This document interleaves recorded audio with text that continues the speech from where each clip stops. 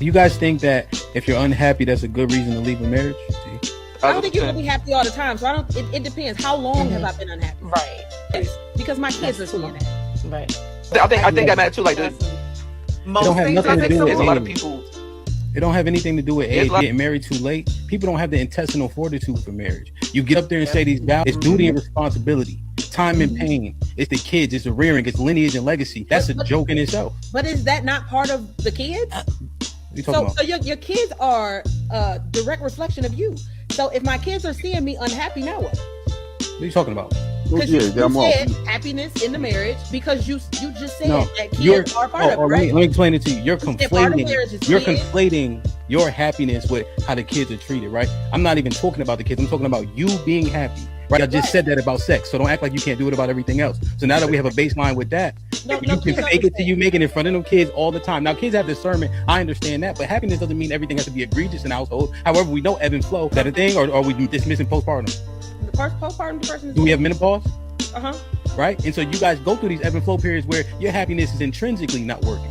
But that's why I agree. But I'm just saying. But you put it on the kids. Like, no, answer my question directly based on happiness itself. I did, but I said it depends on how long I've been unhappy. Raising my kids in a house where there's no happiness is not selfish. That's not life goals. No, just for the sake to say I have a husband. Are you serious? No, you made a commitment under the Most High God, right? Unless you don't believe. Who cares about the commitment if I'm unhappy and I'm dying inside?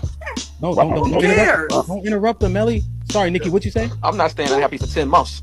You talking about 10 years? Well, I've stayed unhappy for a very, very long time. But who is going to continuously stay in an unhealthy marriage where you're burning inside, you're dying inside, you done forgot who you are, you done forgot your self-worth, and you're just super unhappy, like depressed to that point, just to say I have a husband and I have a family? But I think that we know how hoes are created. Callie said it earlier. Something about they ain't had their daddy, their daddy didn't love them. That's one. Secondly, most of these hoes been hurt by a man. Just like these niggas that been hurt by women, they become hoes. It's the same thing. Savage. Okay, so this is what I'm saying. Even with what Callie is saying, the lack of love, lack, hopelessness, a deficit, desperation. That's all the same umbrella. I'm desperate for the love of a real man because a man never loved me. So I'm out there searching for the love of a man. But because I don't know how to properly find love from a man because I never experienced it. So now from these worst experiences that I've had and the damage that I've had from men, I'm telling you now, I'm only going to use them for what I like them for, because there's no possibility that they could ever even try to love me correctly. And I'm so lost on love, so in the deficit, I'll be desperate. And a lot of women have penis. And the girl come up here, hands. Remember the girl that came up here who was cosplaying a man? She was a whole butch, calling the women male-centered up here. You're trying to become them niggas. Talk about worship when you think you're fucking up a storm because you're a man and you're acting like a man. That's male worship down to the ground. So the women who are promiscuous, are we saying they're all desperate? Majority. I'm not saying that, but I know. Yeah, I agree. I feel like in my point in my life, I feel like I was being groomed to cater to him. So at 18, when did you guys break up or stop doing each other? When I was 21, turning 22. So you were for about 3 to 4 years. How did you upgrade him? Oh shit. I think that I gave him a different perspective. Well, you also feel like after you dated him, I upgraded you, and then all these women want you after what I did for you. He was 18, bro. Like, you grilling him, bro. What the fuck? It's hard to imagine an 18-year-old girl upgrading a 28-year-old man, but then you left. I'm curious, what could you have possibly really done to a man that age? Like, you don't have no money, you 18, you don't have much knowledge, you 18. But what we're witnessing is cognitive dissonance. So there's no way you admonish the man by saying that you upgraded him and then in another breath say he groomed you. Mm-hmm. Those two things are diametrically opposed, right? And then you said age don't matter. People could be wise beyond their years. However, when Tamia gave you the bail money about you being 18, you're like, yeah, I was just 18. Nah, because remember you just said that you had the wisdom and understanding of somebody older than that, which is what you would be able to bestow on him. Right? Ooh. So these things are conflicting when we saying them. Did you actually upgrade him, or was you mad and talking shit to him because he cheated on? Are most of us cowards? Are most of us willing to kill and die for our wife and children? Are we willing to defend ourselves? Do we know what it looks like when shit is hitting the fan? Do we know when danger is actually upon us? How many dangerous situations have we been in to tell? Do we know who we are in these ways? I'm gonna just tell y'all this. If you are in a real life situation and a person approaches you after an aggressive conversation, get yourself in a position in which you can defend yourself properly. So don't stay in a position that doesn't give you any advantage but put you at a disadvantage. Don't ever do that. see people picking and choosing, you know? So if I'm going to approach you in an aggressive manner, then I should stay that way. Or else you look bad. That shit look corny. That shit don't look good for men. Because it's like, damn, is there a low-level threat of violence between men for real? But that's the word. We pump faking. We half stepping. That shit take away from our strength, our bravado, when we don't know how this shit's supposed to go. So this is a thing that I just been trying to process, man. Don't sleep on nobody. And be ready. Be ready as you can. The man says he got cheated on, and you tell him he's the reason why he got cheated on because she didn't feel like she was getting enough emotional support from him, and you justify him getting cheated on. And like I said, that's unfortunate. But the person that he got cheated on, you would have been like, "Girl, that nigga ain't shit." No, first of all, you don't know me, so you don't know what I would have said. I would have asked, well, what happened? What did you do? What did he do? I would try to get the full story. But to just go on this I hate women train, I'm not about to do that. Like I said, give us the full details. But to just act like everything was just shine the rainbow, sorry, Uno, but it's more to it. Right. So I just want you to realize real quick, she was emotionally deprived, and you think and then she entered a relationship with him. But no, you can't add that speculation on. What we do know, based on what he shared, and somehow you're saying he emotionally deprived her. You think that correlates? Because before she probably sexually had that experience with that man, she probably emotionally attached herself to him. Why would you think that? Because as y'all like to just say that women just go and just be loose and just have sex. You do. Remember we had the conversation. But the majority of women, they are going to emotionally, the majority of women going to emotionally attach themselves to a man. How? And then have the intercourse. How do you know that? Because I know. The same way y'all know. The same way that y'all know everything that y'all done talked about. No, what I'm saying is, how do you know that, and how can you justify that based on women's behavior? Because it's statistics. Somebody do the research. If she has a dream about me cheating, am I at fault now? You did that shit. You did that shit, nigga. You did that shit in your past life, man. Damn, boy. So he got hit with a honey bun and it's his fault. Okay. That's like a boomerang. I mean, I don't know his situation. How much would you say yes or no? Well, she let another man put his penis in her vagina. He didn't ask her to do it. She just went and did it because or whatever. So, I mean, I don't know how necessarily it's his fault unless he, maybe he's seen the signs and just chose to ignore them. But other than that, like, I'm pretty sure you left after you found out. Yeah. So, yeah, he did the right thing. Stepping away from it. So, is that an assurance for a partner? Is that an option as well? Like, fellas, like open book? Yeah, I got you. Real quick. Hey, fellas, if you dealing with a woman and she call you a partner, get up out of there. Okay. Yeah, let me see. Let me log in that joint whenever I feel like it. Yeah, I think that will work for sure. Yo, that accountability helps people too. If you know somebody else is looking at this shit, like how you reply, what you reply to, the bullshit, right? So like, for instance, this might be risky. Callie and I can see it, and my wife can see it. Now, I don't even really look at it that much because I know that they be looking at it. But also, bullshit get flushed. You know what I'm saying? It like take a weight off you, Right? Because temptation killed the cat. Pun intended. I don't even have a lock on my phone. You can pick up my phone at any moment and go in there and look and see text messages and all of that shit. Don't get a password. You say delete it. It's gonna be deleted. You mentioned that one of the problems was that you have so much access on social media. Like some people can message you, DM, your DMs popping. Him looking at it, is that going to satisfy him that it's confirmed now, or is he just trying to confirm whether or not you're responding back and cheating? The con to that is that he gonna read all that shit the wrong way for sure. Every time. As he should. It ain't never all good. I was just going to say something to the effect of, in terms of social media, although primarily I do it for content creation, if my man had an issue with it, I was at it, no questions asked, because I've actually been there, done that. It calls for strokes. Like somebody will punch you in your shit for talking too much and talking crazy. It say that in the Bible? No, it doesn't say that in the Bible. That also equates to... I knew it. A fool lips enter into contention and his mouth calleth for strokes. Proverbs 18:6. Okay. Because I read this shit. I'm just saying I did too, 5,000 times. Yeah, so what I'm saying is, well, you didn't know that was in there, right? Put him in the fucking bedroom. Get him out. So...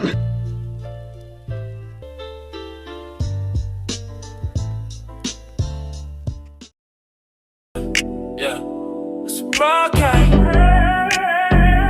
it's a rock. subscribe, tell a friend, to tell a friend. DJ Ham about to go live again. So hit the likes, my friend, on your way in. First off, salute the chat. And to all new cousins, welcome back. Heard you searching for the real, well, this is where it's at. The latest topics and panels and brother, don't get sent to the bathroom. We got all the stats, too, back to facts in the morning or the afternoon. Tuesday, women's POV, 2 Fridays, dancing, jamming tune. It's a community of real, and we better than the world news.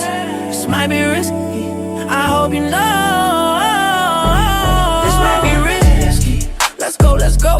This might be risky, no, I love you, real, I love it. This might be risky. Salute to DJ Hamp, it's time to start the show. Salute to DJ Hamp, it's time to start the show.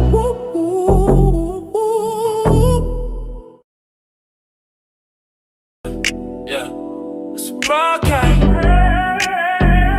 It's a broadcast. It's a broadcast, yeah. Like, share, subscribe, tell a friend, to tell a friend. DJ Ham about to go live again. So hit the likes, my friend, on your way in.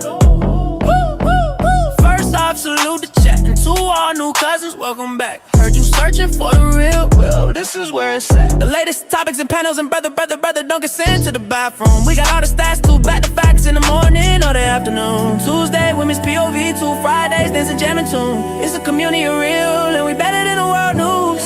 This might be risky, I hope you know. This might be risky, let's go, let's go.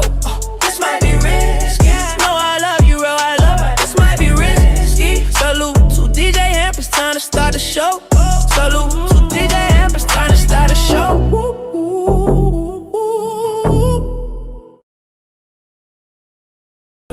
Yeah, it's a broadcast. It's a broadcast. It's a broadcast, yeah. Like, share, subscribe, tell a friend, to tell a friend. DJ Ham about to go live again. So hit the likes, my friend, on your way in. You kill all this. You kill all this. Say you like, you want to be next. Anytime you ready, baby. I was supposed to be there. Ooh, I'm with it. I'm with it. We can do it. Knocks out everybody and no one can whoop him. That's when that little Cassius Clay from Louisville, Kentucky came up and stopped Sonny Liston, the man who annihilated Floyd Patterson twice. He was going to kill me. He hit harder than George. His reach was longer than George. He's a better boxer than George. And I'm better now than I was when you saw that 22-year-old undeveloped kid running from Sonny Liston. I'm experienced now, professional. Charles been broke, been lost, knocked down a couple times. Bad. Been chopping trees. I done something new for this fight. I done wrestled with an alligator. That's right. I have wrestled with an alligator. I done tussled with a whale. I done handcuffed lightning, throw thunder in jail. That's bad. Only last week, I murdered a rock, injured a stone, hospitalized a brick. I'm so mean, I make medicine sick. Man, dude. Fast. Last night I cut the light off in my bedroom, hit the switch, was in the bed before the room was dark. Incredible. Fast. Incredible. And you, George Foreman, all of you chumps are gonna bow when I whoop him. All of you. I know you got him. I know you got him picked, but the man's in trouble. I'm gonna show you how great I am.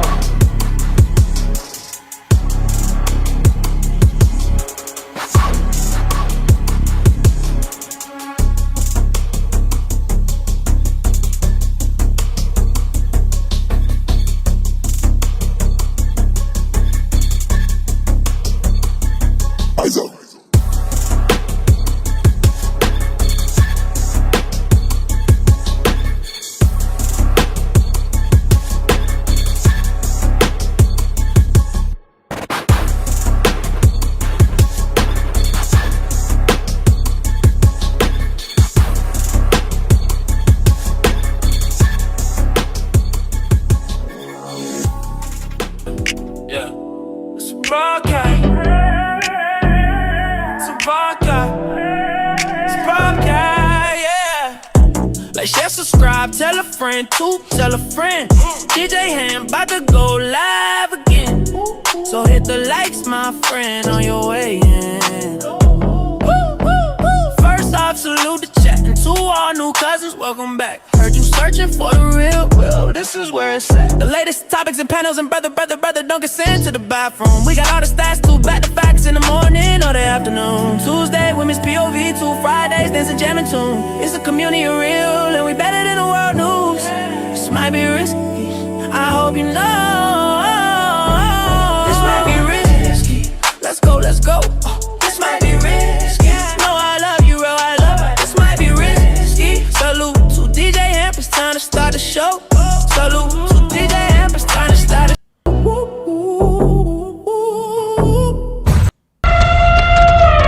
Run, it's a stampede! DJ HAMP, the stampede. DJ HAMP, the stampede. Yo. Like, share, subscribe, tell a friend, man. Hit that like button right now if you can. That helps the channel the most. DJ HAMP, the Stampede, Big Aaron, Mr. Fantastic. We in the building. What's poppin', fellas?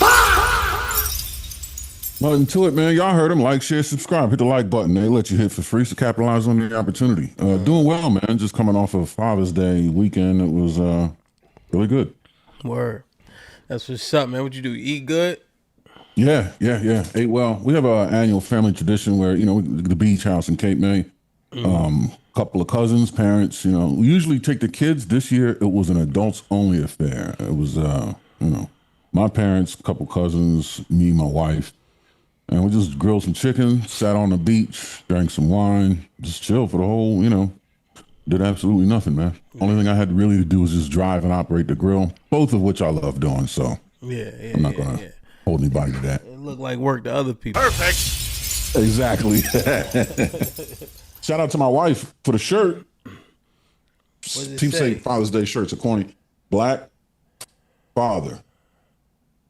The essential element, and it's written in blocks from the periodic table of elements, and they are atomically accurate to atomic number, atomic weight, and everything. It was dope. Perfect.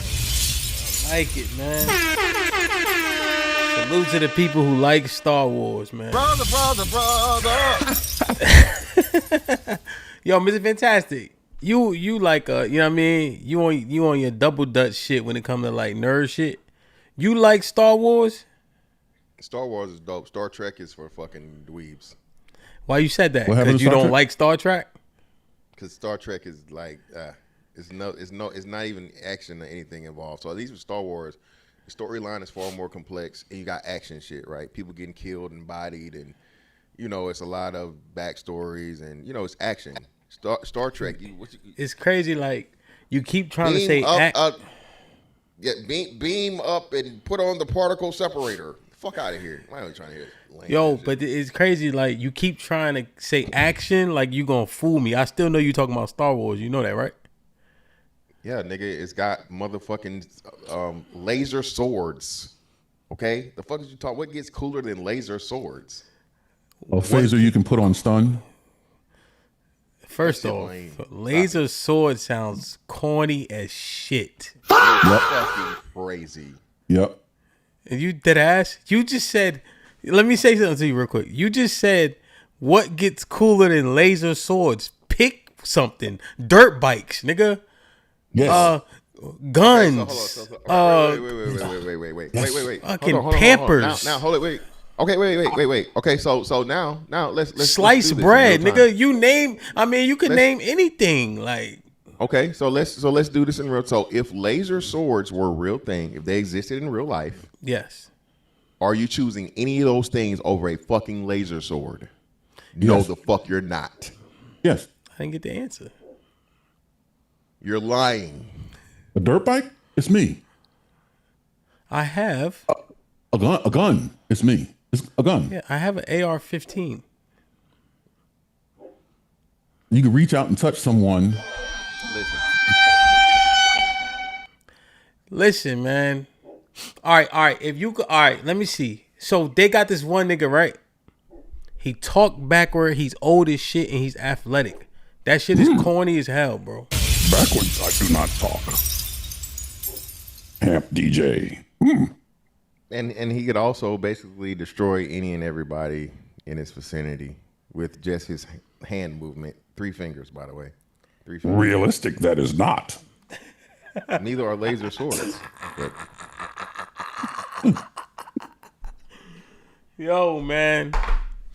I don't know, bro. I tried to do it. That nigga started talking backward. Then he did a flip. I said, get your old ass the fuck out of here, son. I can't do it, bro.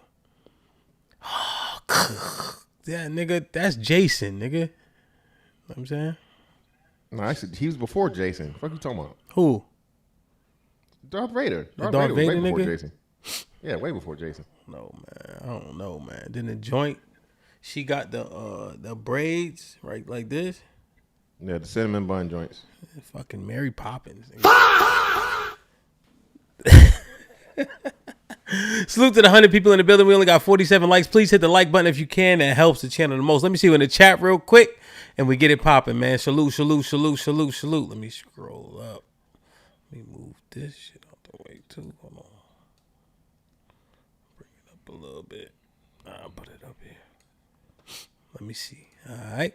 E-Dub, what's popping? Little Rock, what up? Rebecca, salute. OG Sean, top of the top. Old dude was popping. OG Sigma was goody. Almond Eyes in the building. Deucey in the building. Mr. Williams was shaking. Hope all is well. Nightbot behaving. That's always a blessing. Risky weekend, man. T-minus 6 days, right? We got 6 days in a wake up. You heard? Oh, no. 5 days, right? 4 days. I'm bugging. 5. Well, yeah, Monday, 4 days in a wake up, yeah. Indeed, bro. If you don't get it, you won't get it, man. 4 days in a wake up. Major, what's popping? Salute, salute, salute. And oh shit, I mean, that's artichoke. Art, what's goody? Shalom. Boot camp in a building, what's good? Knowledge Seeker, top of the morning. Good to see you. Aaron, Shalom. Yo, Lee, Shalom, was popping. Impress in the building, man. Impress, we needed you one day, man. I forget what I was trying to do, but I ain't see you in the chat. But salute to Impress in the building. Impress, you coming out? I think Impress coming out. Melly Mel, was good? My brother Foe in the building. You heard the intro. We will be getting right. The blackout party, the live show, the box. It's going to be amazing, bro. It's whatever, man. Salute, salute, salute. SPS in the building. Salute to Strada. What's popping? No Country for Old Simps. We see you. CC, what's goody? Quincy was popping. Salute, salute. Lex in the building. Lex will be in the building. Raleigh was good. Salute, salute, salute, man. Make sure you hit the like button, please. That helps the channel the most. Dr. G in the building. Was popping. Dre, wagwan, my youth. Judge Righteously, top of the morning. Miss Jilly, make sure y'all say what's up to Miss Jilly in the chat, please. C. Cantrell in the building. Was popping. Homeboy, Shalom, what up? Cali was goody. Hit the like button, hit the like button, hit the like button. Imperial in the building. I think I got Little Rock, but just in case, let me see. He said a pistol. That's a fact. Callie with the $2 says, nothing is cooler than laser swords. Shit. Man, listen. $500 was popping. Good to see you. Long head was popping. Pause. Salute, salute, salute. Eric Ishmael. Terry in the building. Salute, salute, salute. Yo, Black Man Unfiltered. What's good, King? Good to see you, man. Hope all is well, man. Salute the BMU, man. Make sure you go like, share, subscribe. The brothers be doing that work, putting that work in. This shit is not easy. Rock solid in the building. No Country for Old Simps. Chris C, what's the word? Good to see you, man. Hope everything's everything, man. Let me see. Black America was good. I just told the truth about Star Wars. Like, you can't tell me Star Wars is better than Double Impact, my nigga. Come on. That ass? Huh? It's better than Lionheart? No. It's better than The Quest? No. It's better than Kickboxer? No. Like, what are we doing? Come on, man. It's better than all them shits. It's got fighting and laser swords again. Have you seen Double Impact or not? Yes, I was a fucking Jean-Claude Van Damme fucking expert. Do the accent. What are you talking about? Do the accent? Yeah, you know so much about Jean-Claude. Do the accent. I can't be Belgium. Nah, you said you was a Jean-Claude Van Damme fanatic. Can you do the accent? Well, for one, it's Jean-Claude, not Sean-Claude. I don't know who the fuck Sean-Claude is. So I'm clearly the more expert than your ass. Checkmate. Actually, it's Jean, not yeah, John. John, however. John is a lot closer than Sean. Well, no, John plus Sean equals Jean. Wow. Yo, Aaron, he tried to correct me. This nigga said John Claude. John. Wow. John Malkovich is, you know. Joe, what up, Joe? Yo, he trying to correct me. Yo, Jay Miller, you dead ass? So you knew what he said. You ain't know what I said, though. John Claude. Mel, you already know. Oh, my goodness, man. Exactly. Sean Claude was the other twin on the movie. Oh, Double Impact. Get him out of here, nigga. Yo, man, I ain't never seen. I mean, I have, but that gotta be one of the top 10 ugliest faces I ever seen, though. Remember he yelled? He like, lying hard. Remember his face? Him? And didn't Rocky have a black trainer? Nah. No, that's the Lionheart. Apollo Creed. Yeah, Apollo Creed's trainer became Rocky's trainer towards the end, I think. And I know like one of the sequels. But well, them the two ugliest yelling niggas. The nigga that yell out Lionheart and Rocky trainer. The old white dude. Mm-hmm. I'm like, damn, I'm like a kid. I'm like, that's an ugly face he making, man. Damn, man. Salute. Hit the like button. Truth, what up? We old. Yo. You know that, right? Yeah, like, man. Dead ass, bro. I was listening to music yesterday. Only people I can listen to from out now is like 38 Special. Y'all don't listen to Griselda like that. Yeah. That's the only thing I can listen to. Well, 38 Special, he from like Rochester. You know, he okay. Yeah. Yo, his shit is fire, but he got my man up there from where I'm from. His name's Smooth Haynes and shit. But I can only listen to like 38 Special. I try to get through the Drake shit. I can't get through that shit, yo. Like, I can't really, like, I'm saying when I'm riding, like, I don't feel cool listening to that shit. You know? Yo, science class with Busta and Westside.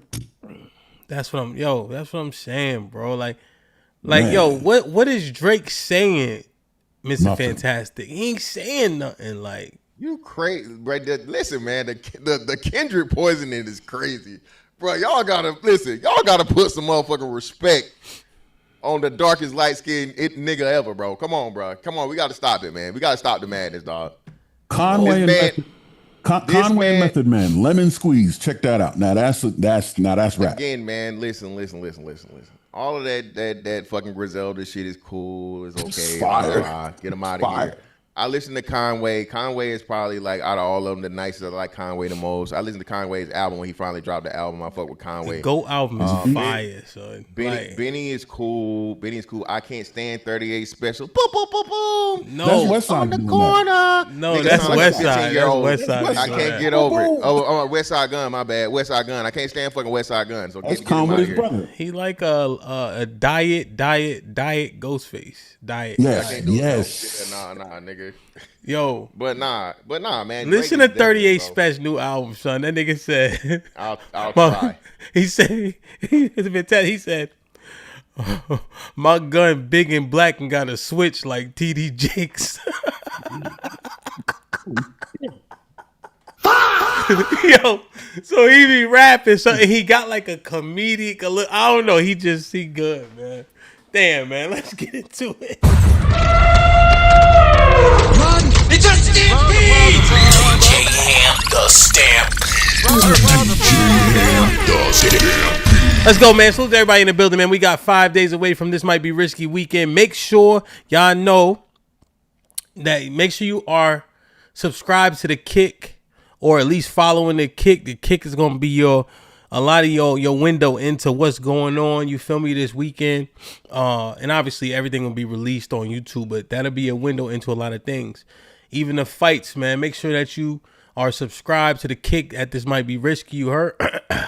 Press conference Wednesday with all the fighters, man. That should be interesting. Let's get it popping, man.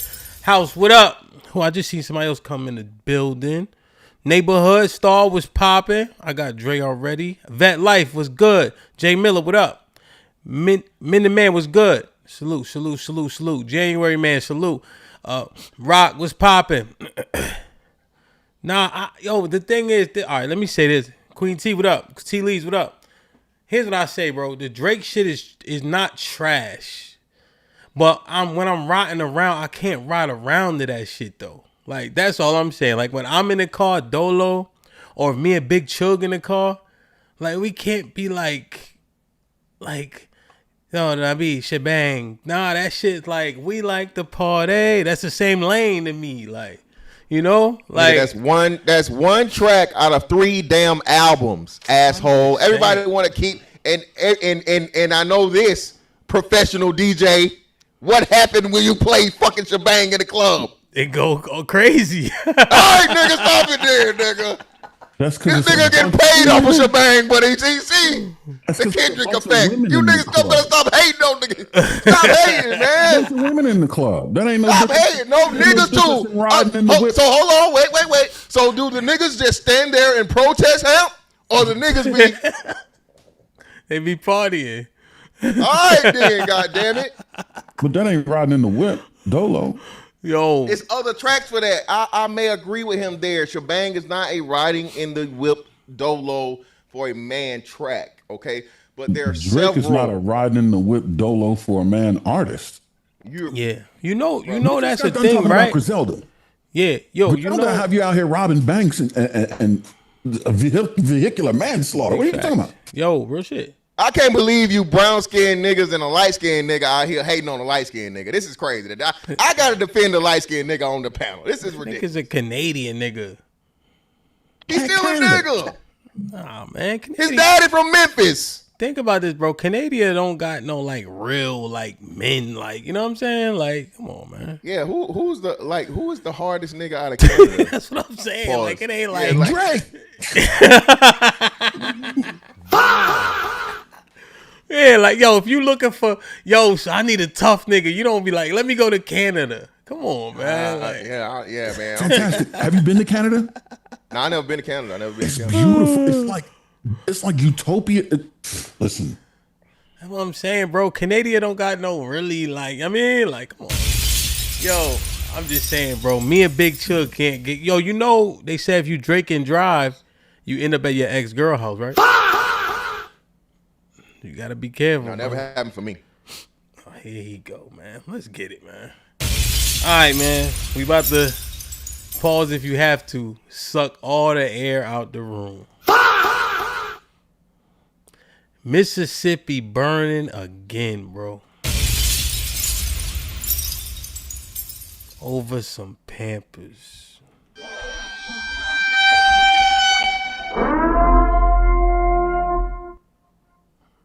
I'm gonna get some lighting in here. I'll be back. He gonna go to get a light. You just gotta move out the way. There's plenty of light behind you if you wasn't 6'5", 320 pounds. Go ahead, Mr. Fantastic, man. Give us the update. I got videos up here. Should we hit the video? Give people the backstory, man. I haven't mind through this. Nah, give them the video, man. Then we'll get a commentary for those that don't know. Salute to everybody in the building, man. And does anybody know Mississippi burning, where that reference comes from and why? Does everybody know that? Does everybody know what that's referring to? You think they know that? They are our age, so I think most people from the South would, but I don't know if everybody in general.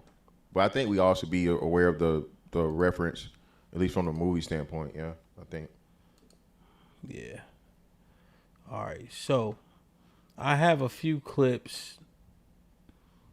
This should give us the backstory in this clip here. So let me play this clip.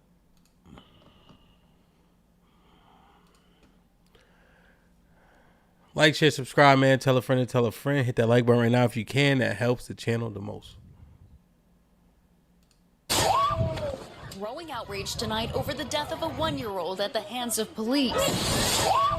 Protesters met with tear gas outside the Mississippi Walmart where the incident took place, demanding justice for Cohen Wiley. According to investigators, the shooting on Sunday happened when Senatobia police responded to a shoplifting call involving 2 adults and a child. One witness telling a local reporter of the 2 adults, one was carrying the boy, the other a box of diapers. Policeman shot, open fire in a public setting over allegedly some Pampers. Authorities say the adults, now identified by the family's lawyer as the boy's mother and her friend, tried to get away, driving toward and nearly hitting an officer. Another officer then firing at the car. The boy's mother says she tried to communicate to police that a child was in the vehicle. I raised my baby up trying to show them that he was in the car. By the time I set my baby down, it was like 3 to 4 shots. One of the shots hit him in his rib cage, and the other shots hit her in her arm and her thigh. Cohen was pronounced dead at a hospital while the driver had critical injuries, according to the Mississippi Bureau of Investigations, which is now handling the case. To make no mistake, this is a very tragic situation. I would ask that the public maintain patience as much as possible. And I know this is a very frustrating time, but maintain patience as this process is done. Attorney Ben Crump now representing the family and saying in a statement, "We intend to seek justice for baby Cohen and the life that was stolen from him." Protesters now calling for accountability and transparency. So they're just questions that need to be asked, need to be answered, video that needs to be reviewed, and to actually see what it says. Go with the evidence. Senatobia police did not immediately respond to a request for comment on Tuesday, but on Sunday, the police department posted a statement on Facebook saying in part that it was committed to full transparency. The city of Senatobia says the officer involved in this incident has been placed on administrative leave while the state continues their investigation. We thank you for watching, and remember, stay up. That's a summary. And you see the protest happening. You see Ben Crump, which always give me calls for pause, I ain't gonna lie. Building Bridges Coalition. All love, shalom to the IUIC. We outside protecting my brother, Cohen's father, about to get active in these Senatobia streets.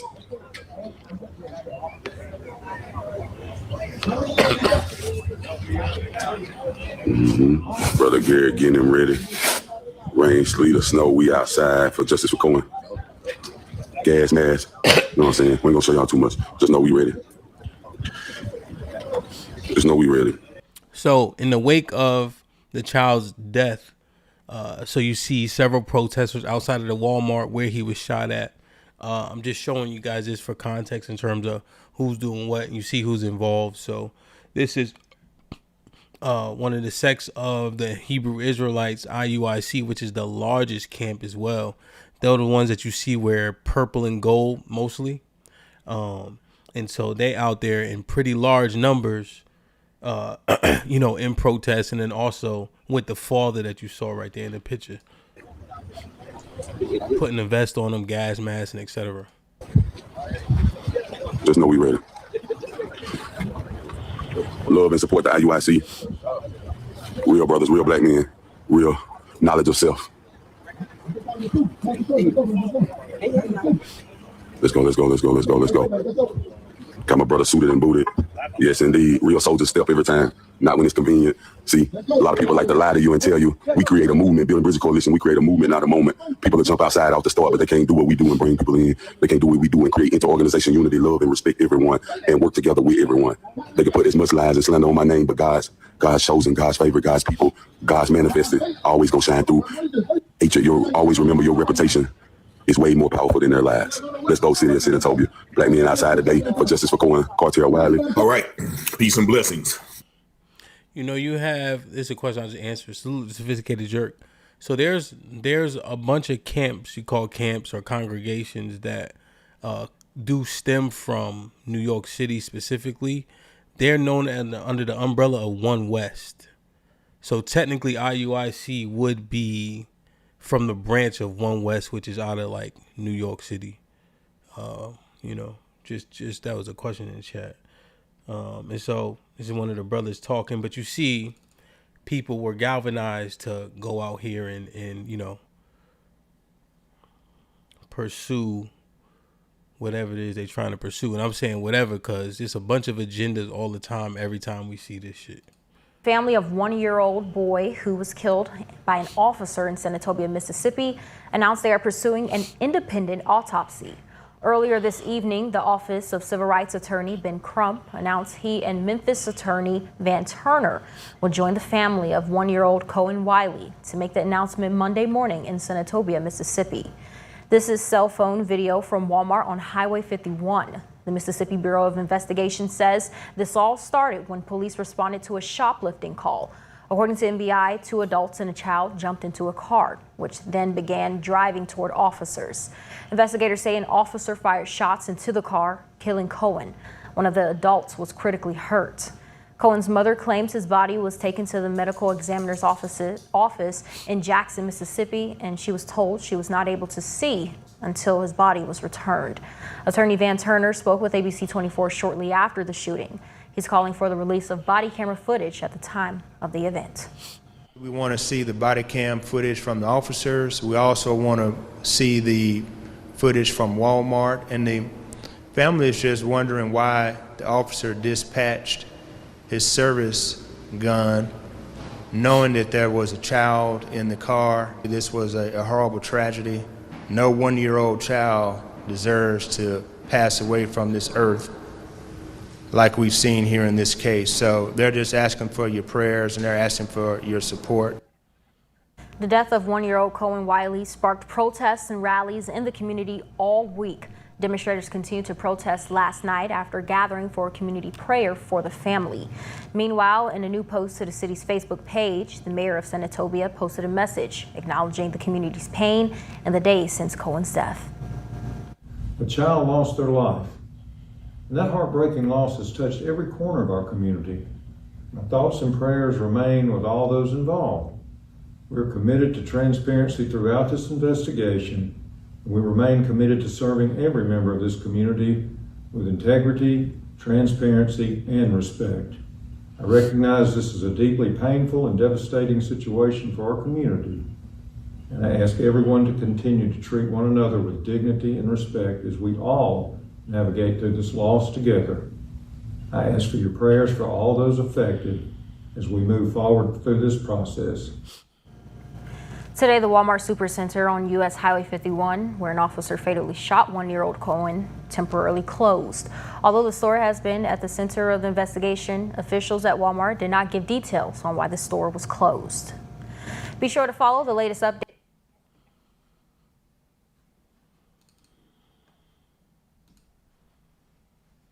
So this is the mom here. You saw a clip of this. This is a minute and 30 seconds long here. I don't know how far after the shooting this interview is, but we'll just make an assessment here. It was me, my son, and another friend of mine who was at Walmart. As we was leaving out the Walmart, they tried to stop her, but I kept walking because it had nothing to do with me. By the time me and my baby got in the car, she came, and then when we was backing up, they was running out the come. I raised my baby up because they with guns. She my baby up trying to show them that he was in the car. So she was backing up and she hit a car. By the time I sat my baby down, it was like 3 to 4 shots.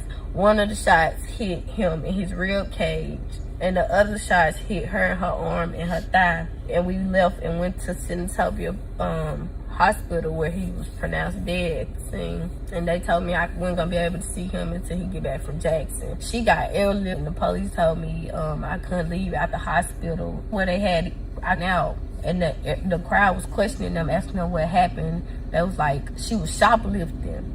But the passenger, it was me.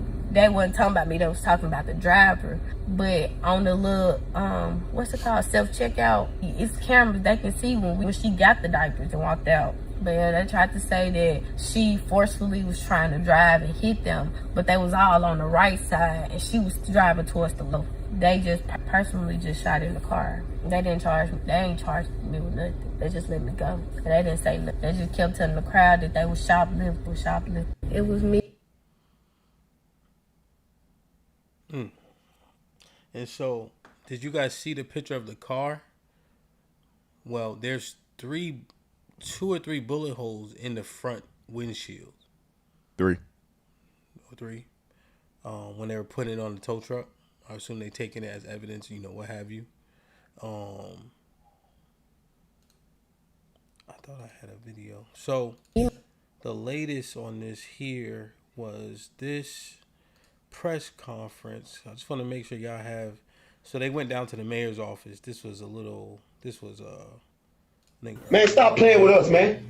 We not down here to play. We didn't come for no violence, and we don't want no violence. You apparently want violence. You got them people all over the goddamn building, man. We didn't come for that. What you do that for? Why you do that? See, that's what I'm saying. You hear the rage in the black community that been bubbling over. You hear what I'm saying, man? And that's what you think you're gonna play with your Donald Trump mentality. Come on. We're not playing with y'all no more. I'm letting you know this. I'm letting all y'all know this. We're not playing no more. Ain't nobody playing games like tax dollars. I don't know who you is. But you need to stand back off me. Stop playing games with your tax dollars that we pay. Look like you mean. Stop playing games with us. Get back. You got people, bag up. I'm almost done because we have a list of demands. We trying to be civil, man. But who ain't being civil? The police. Who not being civil? We done came and tried to do this thing time again. We have to force our way through all the protocol that you put up. Every time Patrick want to come down here and talk about the racism that exists in this department, clearly, y'all set up all kind of barriers. You tell her to tell us to go through there, to go through that. We not doing that no more, man. Ain't nobody y'all done come to Vegas. You ain't got no business here, sir. That's more important than this issue that you have with this rot in your police department. Why you hiring officers with a dirty jacket? Come on! Racism in their jacket, eager to kill a black kid. So I will listen to man. Calm down. Some should have been done when they arrested your baby. Okay, we good. It should have started there. Chill out. It should have started there. Yes, you're right. Mo, chill out. I'm not gonna do this. I told you this. I'm speaking but you're right. I hear you. We hear you, but you calm down. We calm down. And we understand. That's the pain that we talking about that never been addressed. That's the pain that we talking about that have never been addressed. When Lil Quinn Taylor got arrested by grown officers and taken to jail because he had to urinate and he couldn't get in Miss Darby's office to do it, and y'all took him to jail. See, that we still got that pain, man. We still got the pain when your officer slammed the 2 little girls down and beat them up down there over Newtown and something straight over there like they was some animals. We still got the pain. We still got the pain. When father of the baby right here. That's the daddy. And they almost killed him, and they charged him with aggravated assault. They charged him, and the man almost died in the head. You think we were gonna come down here and do this, y'all? I did a video before this, y'all. Because they keep taking my signal. That's what media. I got it. Yeah. So it's boiling over. So these are our demands. These are our demands. Focus, man. The body cam footage. Period. Listen, that little video that's out there is not anything that can be determined for nothing. We can't determine nothing from there. But the officer had body cam footage. We demanded that the body cam footage be released to the public. I was right there. After this incident happened. Please. And that's how it should be done, ladies and gentlemen.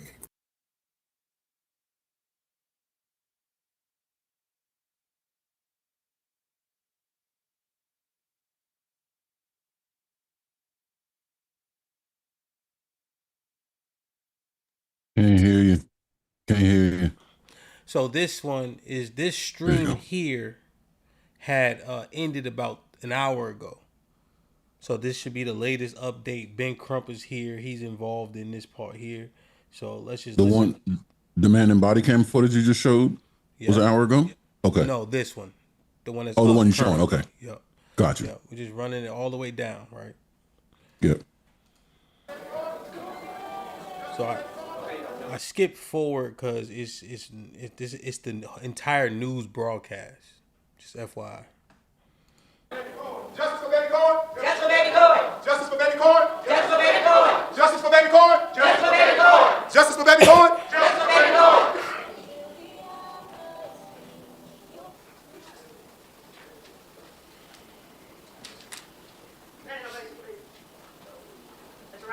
So that's the mom, right? Yeah, to his left, to Ben Crump's left. Ben Crump is the guy in the gold suit.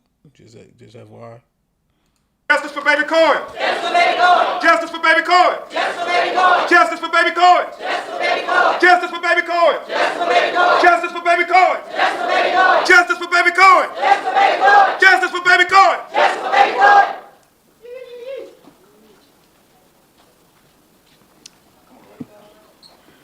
Word of prayer, will you bow your head? So that's the dad, right? You see him with the white t-shirt on, and then to his right, the girl with the black shirt on, that's pretty short, is the mom. Please. Father, we thank you this morning for this morning. We thank you for this morning. This is the day you have made. We have decided to rejoice and to be glad in it. Here we are today, God. We are your people, the sheep of your pasture. Thank you for this day. Thank you for this time. No one like you, God. Before we ask you anything, we want to just praise your name and magnify your name. Because you're the great I am. Yes, Lord. You're more than enough. You are our strength. You are our hope. You are our joy. We found you to be everything that we need. And now, God, we are in need this morning. We are in need of you, God, to strengthen this mother. Strengthen this entire family. In the name of Jesus. You've proven yourself to have done it so many times before. And we know you're not going to fail us now. Order their steps. In the name of Jesus. In the name of Jesus. You say we can use your name. And we're using your name, God, in the name of Jesus. Lay down the stubborn wheel. Let the glory of your wonder be revealed. In the name of Jesus. Hallelujah. We thank you for righteousness. We thank you for justice. We thank you for right all things. Thank you for being our king. Hallelujah. Lord, get defeated. You're already defeated. We have the victory in Jesus' name. Amen. Thank you, Bishop Barber. Y'all give Bishop Barber another round of applause.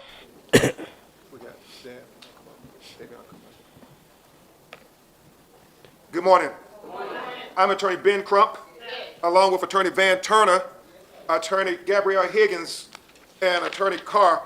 We have the honor of representing the family of baby Cohen Cartier Wiley. Also present with us is his mother, Felicia Wiley, who you will hear from, and his father, Devion Williams, who you will hear from. We also have his grandparents and other family members who will tell you about what a sweet baby, what an active baby, what a beautiful baby boy, baby Cohen Wiley was. We're here to stand for transparency, accountability, and justice for baby Cohen. There are some who will call us controversial for coming to Mississippi to demand transparency, while they will call it just plausible that we can delay the truth from being revealed. There are some who will call us controversial for coming to stand up for this black baby's life and try to say that everything is plausible to just take the word of the police. There are those who will call us controversial for saying that it is a shame. Why they ain't put the dad in a suit? Trying to sell, a lower, you saying? Relatability, authenticity, all these other things, so on and so forth. Again, man, the sorrow, grief, lack of, yeah, go ahead. The mama and the baby got the same last name. The daddy got a different last name. You starting off bad and that alone, right? And the fact of the matter, if you look at it, right, how involved is this dad if your baby moms is out here trying to, tag along to steal Pampers, which again, the other person didn't have no kid, right? So it might be safe to assume, plausible, let's say plausible, let's not say assume, that some of, if not most of those Pampers were actually for the women that were getting the Pampers stolen for. You're saying It started early, huh?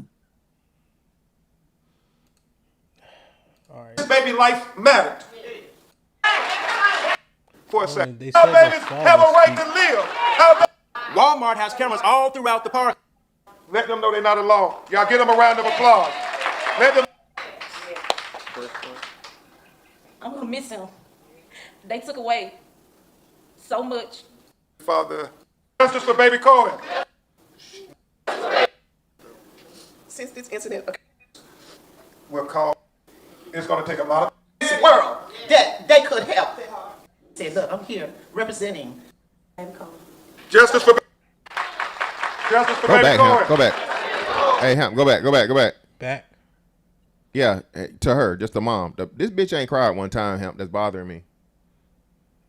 Yeah, I'm trying to get. Yeah, I'm right here. Okay. Keep her in prayer.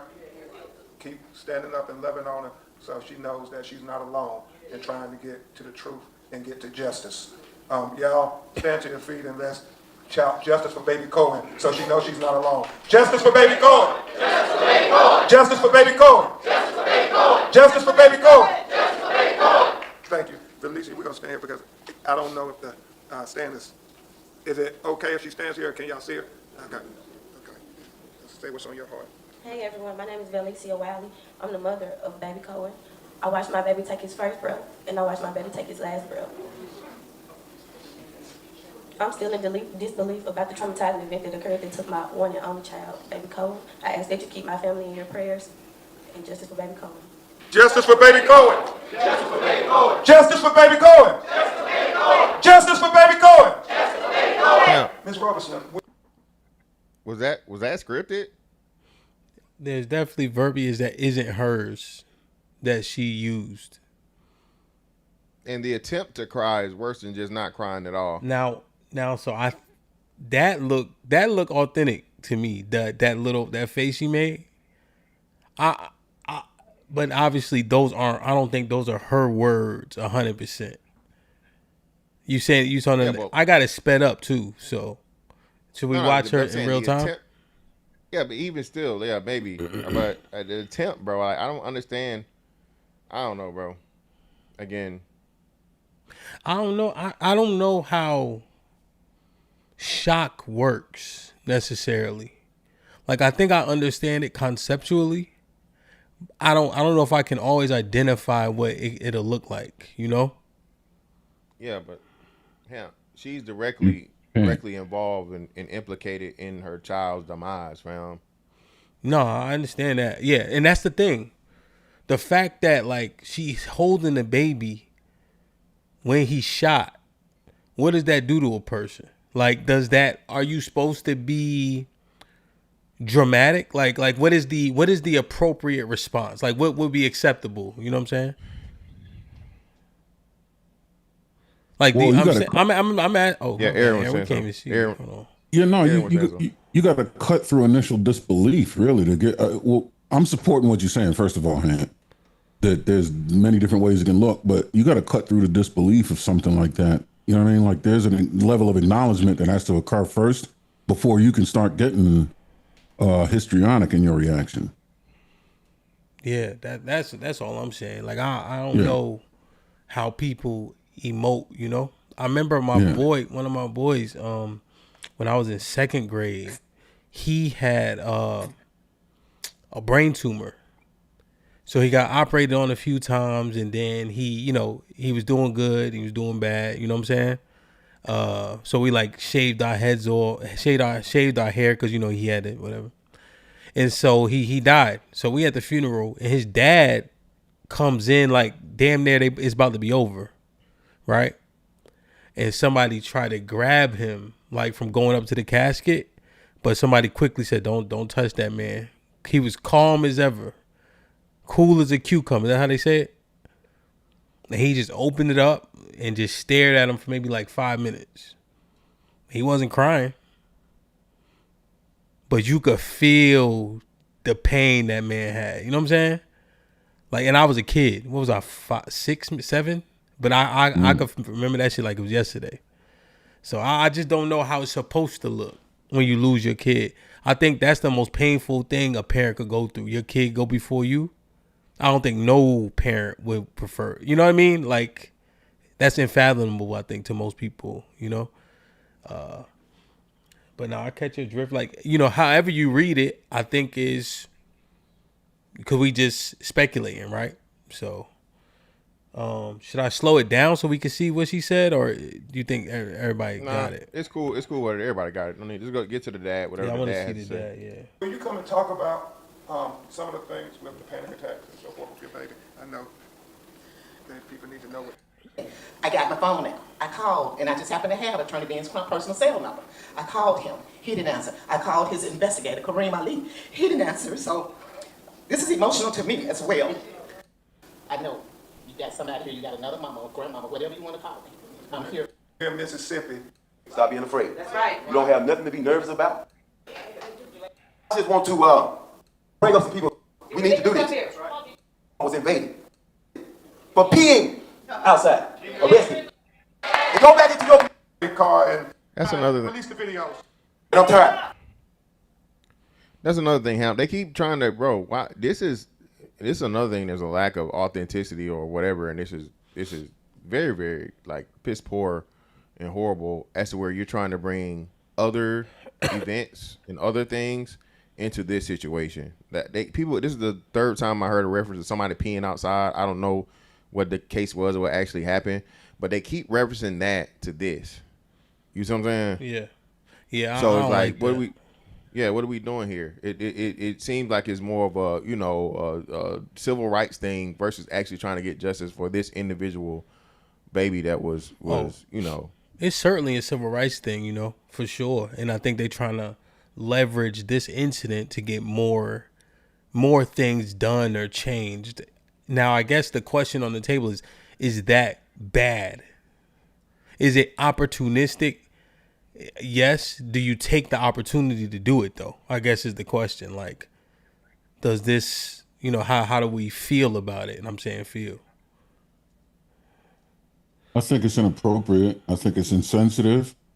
And I think it's chronologically incorrect. I think to deal with the case in its entirety fully with your undivided attention, and then if you want to leverage the results of that case to make a bigger point, then fine. But when you combine the two, it not only is it detract from the case, but it makes you look like an accident chaser, so to speak, which is what I call what's fat man turned skinny man with the hair? Al Sharpton.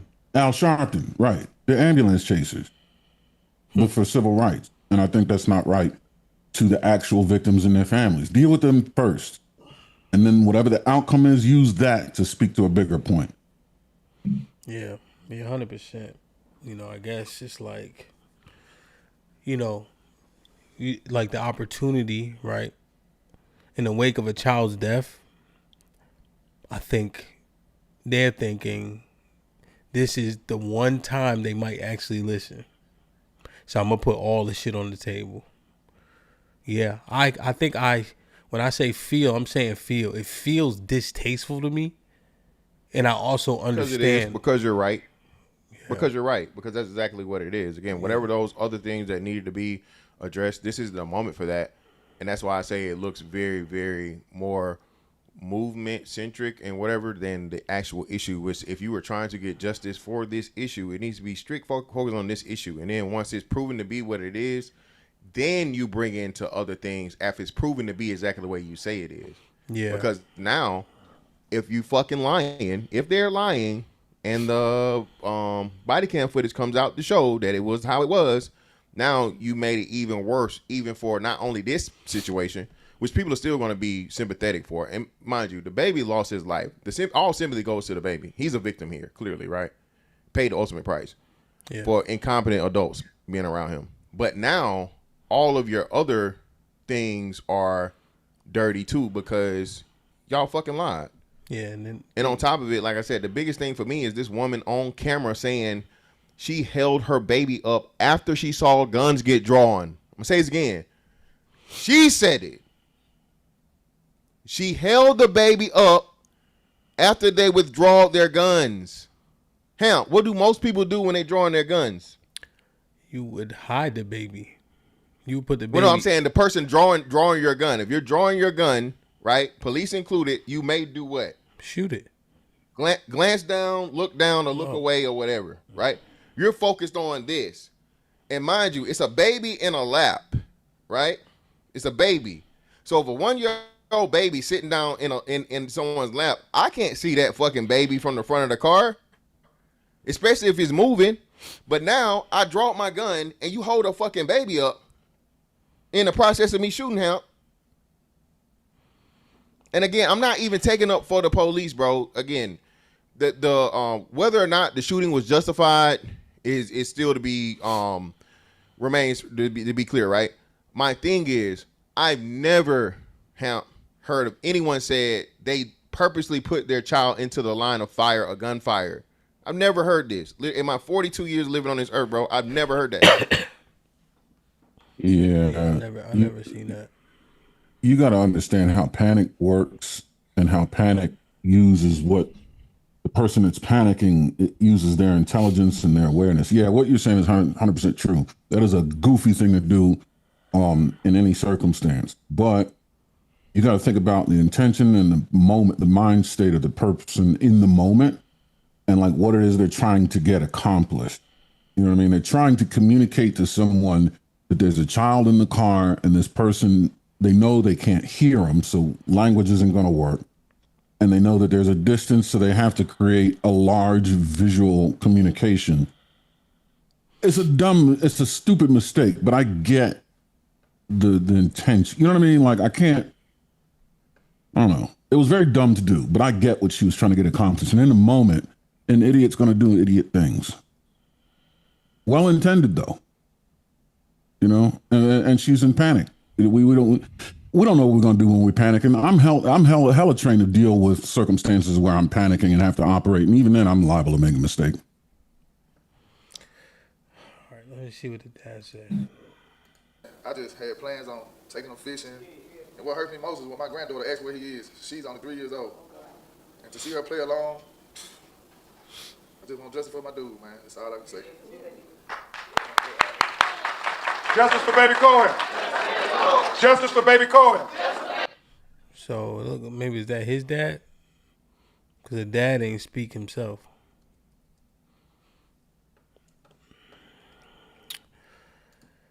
All right, so Mr. Terrific with the $5 says, I'm with fantastic assessment 100%. Looks bad and disjointed. What's he saying? Nigga hole? Matreon with the $5 says, so we have to die over water, fake $20, now Pampers. Again, man, is it another super chat? How am I want to cut it off? It's two more. Black Man Unfiltered with the $2 says, Ben is an opportunistic nigga, no better than Sharpton. Callie Beverly with the $2 says, I need HAMP to say Canadian instead of Canada. Man, that shit is the same, nigga. Black Man Unfiltered with the $2 says, Sean Claude is a nigga from Harlem, LOL. Matreon with the $5 says, HAMP, do you watch Kung Fu movies? Nah, not really, bro. Not especially. Like, Bruce Lee a little bit. My brother was into that shit. I don't know. It was cool. What were you about to say regarding that super chat? Yeah, pull that super chat back up for me. This one. Yeah, man. So again, we have to stop doing this, bro. And again, you know, adding to a narrative of saying certain things, words mean things, right? In the order of words mean things. So no, George Floyd didn't die over fake $20 bill. George Floyd died over resisting the police after trying to use a fake $20 bill. So George Floyd died because George Floyd created the interaction with the police that ultimately ended in his demise. Just like in this situation, right, for now, alleged, right? Now, the water bottle thing, I think you're referring to the child case, which that would be accurate, right, being that he didn't have the bottle of water, right? And I still feel like that was unjustified. But again, now you have to carry that up with the 5 black jurors that say he was not guilty in a predominantly black city, right? So I can't really down that hill if other black people from that community would think otherwise, right? For whatever reason. I don't know. Now, lastly, this. Even though the title says it's not over that. Okay? That's and the title is saying what black people are saying is over. It wasn't over theft. It was over an alleged theft that led to a woman trying to run over police officers, and that's what she got the ultimate fucking what's the name. And again, it's not even the mother. The mother was not the perpetrator here. As she said, she's just a passenger riding along. So she's choosing poor company to keep with her baby, which ended up costing her baby his life. So if we're going to say this, man, we have to start holding each other accountable and be adults and actually talk about why it is. I'm going to say this again. If you are stealing, right, the police got you, they got you. Hemp, what you usually get for shoplifting? Shit, petty theft, larceny, it's the least, one of the lowest. Booked in same night, right? Booked, if anything, you go down to the thing, take a mugshot. They give you a promise to appear. Yeah, thank you. Or reconnaissance, right? A PR bond, if anything, right? Yeah. All right, so that, right, versus you getting shot. Again, when we keep talking about, and again, of course, the police are held to the standard because the police sign up for their job, right? There is a way to where you can be safer in your stupidity. If you're going to be a criminal and you're caught, bro, give it up, lay it down. You're not getting away from the police. You're not getting away. You're not getting fucking away. So the super chat. So what I draw from the super chat is, we always talking about disproportionality, right? And I wonder, the disproportionate force that police are willing to lose, is that a palpable conversation? The assumption about black faces, is it there? I'm not even asking, is it warranted? Is it there? Is there like when you see a group of black boys walking towards you, does it conjure a different response in you than a group of white boys? And I'm simply asking, if so, what would make the police different? Especially not even being of that demographic or community. So I'm just assessing like Eric Garner as an example, right? Which wasn't brought up. When he's selling Lucy's every day in front of that store until the wrong police officer comes. And then he applies a rear naked choke, which is illegal. There was a big black guy. He got pulled over on the highway for some reason. And he's walking towards the white lady police officer like this.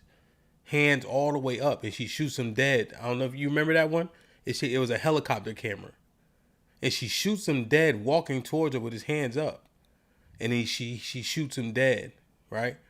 Do you remember the one guy? I think he might have been in a wheelchair or wheelchair bound or something in Florida.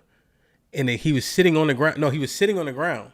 He was an assistant. He was assistant for a what's-the-name person. He was assistant for a special needs person. Yeah. They called it for the special needs person. He was the aide. And like you said, he had his fucking hands up and they shot him. And he just shot him. Yeah, just shot him. So I'm just... Hamp, it's another one nobody talks about. So Hamp, yeah. There was a case to where it was either a federal agent or a state agent, something like two different police things working together. Black cop and another cop in, plain clothes or whatever, but they literally, before they go in to breach, to do whatever they do, they, they make contact with the officers and let them know what's going on. They go to serve the warrant and the dude inside the house starts shooting. So immediately they retreat.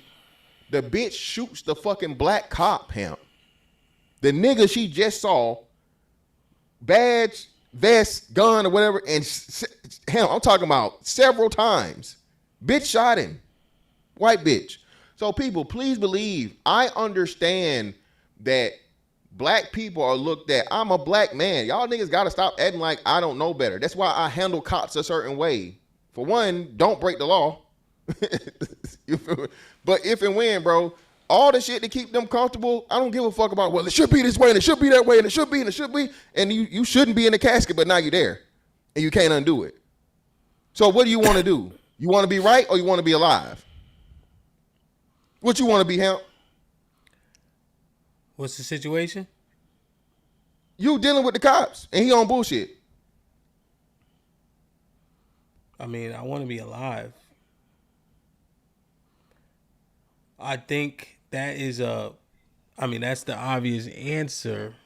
Unless he asked me to do some homosexual shit or something. Well, come on, Ham. He ain't gonna tell you to do the bending. yeah, but I mean, outside of that. But Ham, listen what I'm saying, right? So listen, and fortunately now, right, especially now in the days of body cam and shit. Listen, bro, you know what's one of the biggest things, and I put it, this is black people's fault. Niggas just take shit and they don't do anything about it. Bro, there are channels and there are things. If you report a police officer for wrongful, shout out to Diesel, he said this. You report a police officer for wrongful whatever, especially with body cam and stuff and so on and so forth, and you start suing these police precincts and what's the name of the shit, bro? That's what's gonna change the shit. Too many niggas just let shit slide, and you don't go through the proper channels and make these motherfuckers pay if they did something wrong. Yeah. No, 100%. You definitely need to go through the right channels. What I'm assessing is like the assessment of black faces. What is Diesel had answered this question truthfully. He said that there is a stigma in an assessment, a disproportionality in terms of threat when it comes to black faces. See, that's the part, Now, these are women, right? They generally don't pose the same threats. And one thing I do wonder is if somebody driving a car at me and I shoot them, like there's this brother, he was in Cincinnati. I don't know if y'all know this case. I think his last name was Dubois or something. I think he was like Haitian or something. So the cop trying to pull him over essentially. I think he's dirty.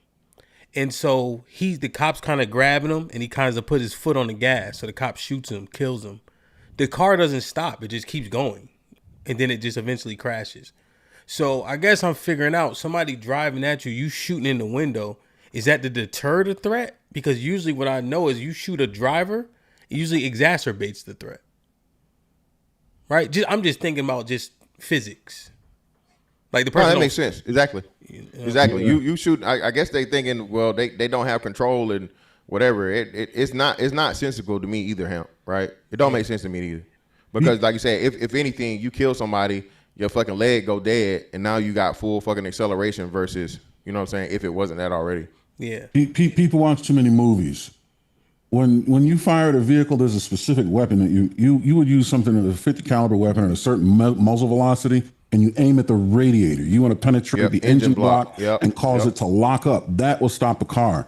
But people see that in the movies and they think shooting at a car center mass as it's face on is going to get the job done. No. You need a Barrett 50 caliber sniper rifle, and you need to be putting it in the engine block. If you're not doing that, you're only going to make it worse. Yeah. 100%. And that's the thing, right? But like you said, people are reacting, But I'm trying to tell you, right? I know, right? There's biases there. It's admitted. And so I'm just wondering, when they see Mr. Fantastic, as opposed to when they see Josh, what is the reaction? That's how I'm assessing this shit. Now, if you're not in trouble, to the earlier point, you don't got to worry about none of this shit. Right? Did she steal the Pampers? Is that proven? No, it hasn't been. And again, the mother is not guilty of anything. The mother is just along for the ride, as you say. She had nothing. She's not the person implicated in stealing anything or whatever. She's just a person that's riding with the person that's allegedly stealing. They have not released the details of whether it was theft or not, right? Yeah. So, one thing I know though, you in a car, man, you in agreement, and that's what people need to understand, right? If us three are driving and I'm dirty for some reason, I don't own it, we all going. That's the thing, like it's hard to be innocent bystanders in a car, right? At the very least, they'll accost you, detain you, question, they may charge, unless somebody just right out just owns it. So it's a whole lot of things to these legality shit. So let me hear what she said one more time. I'm gonna drop the link. Well, I want to make sure you guys, we kind of say what we think and then say what we feel regarding this matter. So let me just play this one more time because I believe it was said that it was misconstrued. So I want to leave anything to chance here. It was me, my son, and another friend of mine who was at Walmart. As we was leaving out the Walmart, they tried to stop her, but I kept walking because it had nothing to do with me. By the time me and my baby got in the car, she came, and then when we was backing up, they was running out the come. I raised my baby up because they with guns. She my baby up trying to show them that. That edit. Why did it do that? There was a jump, right? I thought I was tripping. Yeah. So what is she saying? Is she saying they had guns? They was reaching for the guns before? Withdraw. She said withdraw their guns. That's what she said. Run it back. He was in the Can you car. go back like 2 or 3 she was seconds? backing up and she hit a car. As I was up trying to show them that he was in the when we was backing up, they was running out the come. I raised my baby up because they with guns. She my baby up trying to show them that. Yeah, I got the unedited. That somebody did edit that one, Hamp. Let me give you this. So that's what I'm saying. It's like they purposely did this, and this is dirty shit, Hamp. So I got the unedited version right here. Let me send it to you, or let me just share the screen. Yeah. This is but Hamp, you see what I'm saying? You see how dirty shit like this happens? You see what I'm saying? Yeah. Go ahead, you sharing? Oh God, man, Lord Jesus. Let's see. While he's looking up that, so that again, that goes back to what I was saying about the dumb decision of holding up the baby. If a cop is going to shoot at a car, they should be trained, but they're stupid enough to to not know that they're doing something to make it worse. Just like the woman is stupid enough to, you know what I mean? Like panic makes you do dumb shit sometimes. Yeah. And really it's going to make that situation worse when you try to make it better. Aaron with Two bad decisions. Sorry. Mm-hmm. Good. Aaron with the $2 says, what that lady dog do to the cop?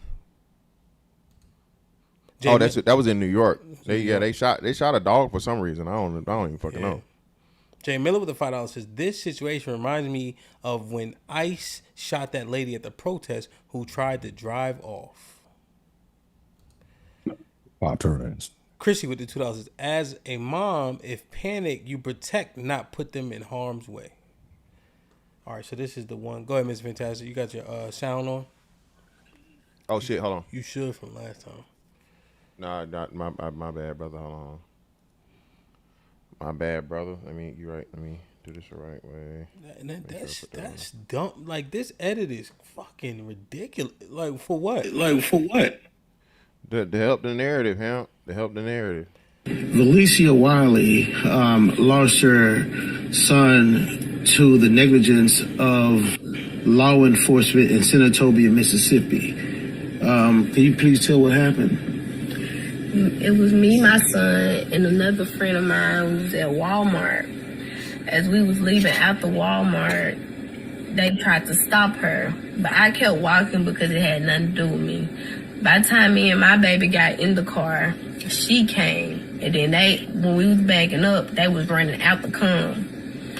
I raised my baby up because they withdrew their gun. She had no tent. I raised my baby up trying to show them that he was in the car. So she was backing up and she hit a car. As I was opening the door, so the door flew back in. By the time I sat my baby down, it was like 3 to 4 shots. One of the shots hit him in his rib cage, and the other shots hit her in her arm and her thigh.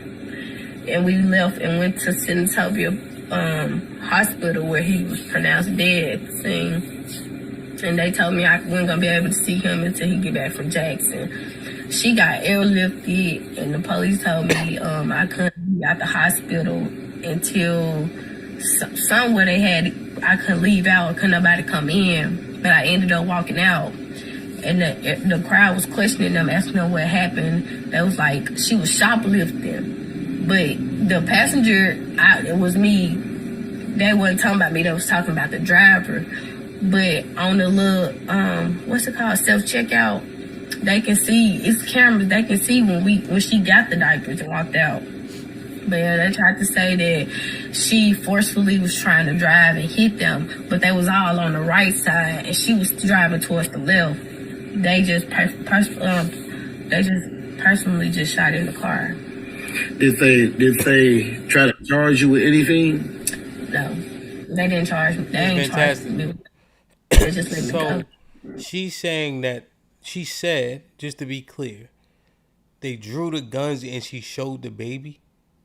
Yeah, she said it. That's what she said. Hell, I'll run it back again. She literally said that. She saw them drawing guns, and then she put the baby up after they drew the guns. As she saw them drawing guns, she put the baby up, and the girl already had the car in motion. Allegedly going towards the police. And my thing, Hemp, I think, well, I'm not gonna even speculate that, but yeah, Hemp, again, she said it, bro. Let's run it back again. So go ahead. One more time. I'm still sharing it. And then when we was backing up, they was running out the con. I raised my baby up because they withdrew their gun. She had no tent. I raised my baby up trying to show them that he was in the car. So she was backing up and she hit a car. As I was opening the door, so the door flew back in. By the time I sat my baby down, it was like 3 to 4 shots. One of the shots hit him in his rib cage, and the other shots hit her arm. You saying so? No, I said that's good. So essentially, she showed the baby in response to them drawing their weapons to say, "Hey, there's a kid in here," and then the cop was backing up her car was backing up. Girl, by that time, she said the girl was backing up. Yeah, sorry, the girl was backing up, but by the time she backed up and hit the other car, there were already shots fired. Yeah, and so the inertia of the car going back and fro, when she tried to get out, it closed the door back because the girl's driving fast, essentially. Yeah, her window is broke on her side from that. You can see that in that video footage they had from the camera phone footage. Yeah. You can see the door get slammed closed because of, that. And she said the cops were on the left side. Yeah, I don't know. She said, whichever one, I don't know. It would make cops were on the right, and they were trying to orient the vehicle to the left. Yeah. So the shots were definitely through her side. Through the windshield. Well, both. It was like through the windshield, and I think it's like you said, it's 2 shots on the what's the name side. Yeah, and she tried to get out at that time. Does that mean anything? She tried to get out? What does that tell anybody? I don't know. Like I said, the try to get out part. Did she ever say she tried to get out? She just said she had the door open because she was already in the car. She said she tried to open the door, which I would assume to be to get out, but it closed back when the girl pulled back off. Yeah. That shit, boy. Let me see. Mont in the building with the $5 says, outdoor bonnet and tank top is the shoplifting starter kit.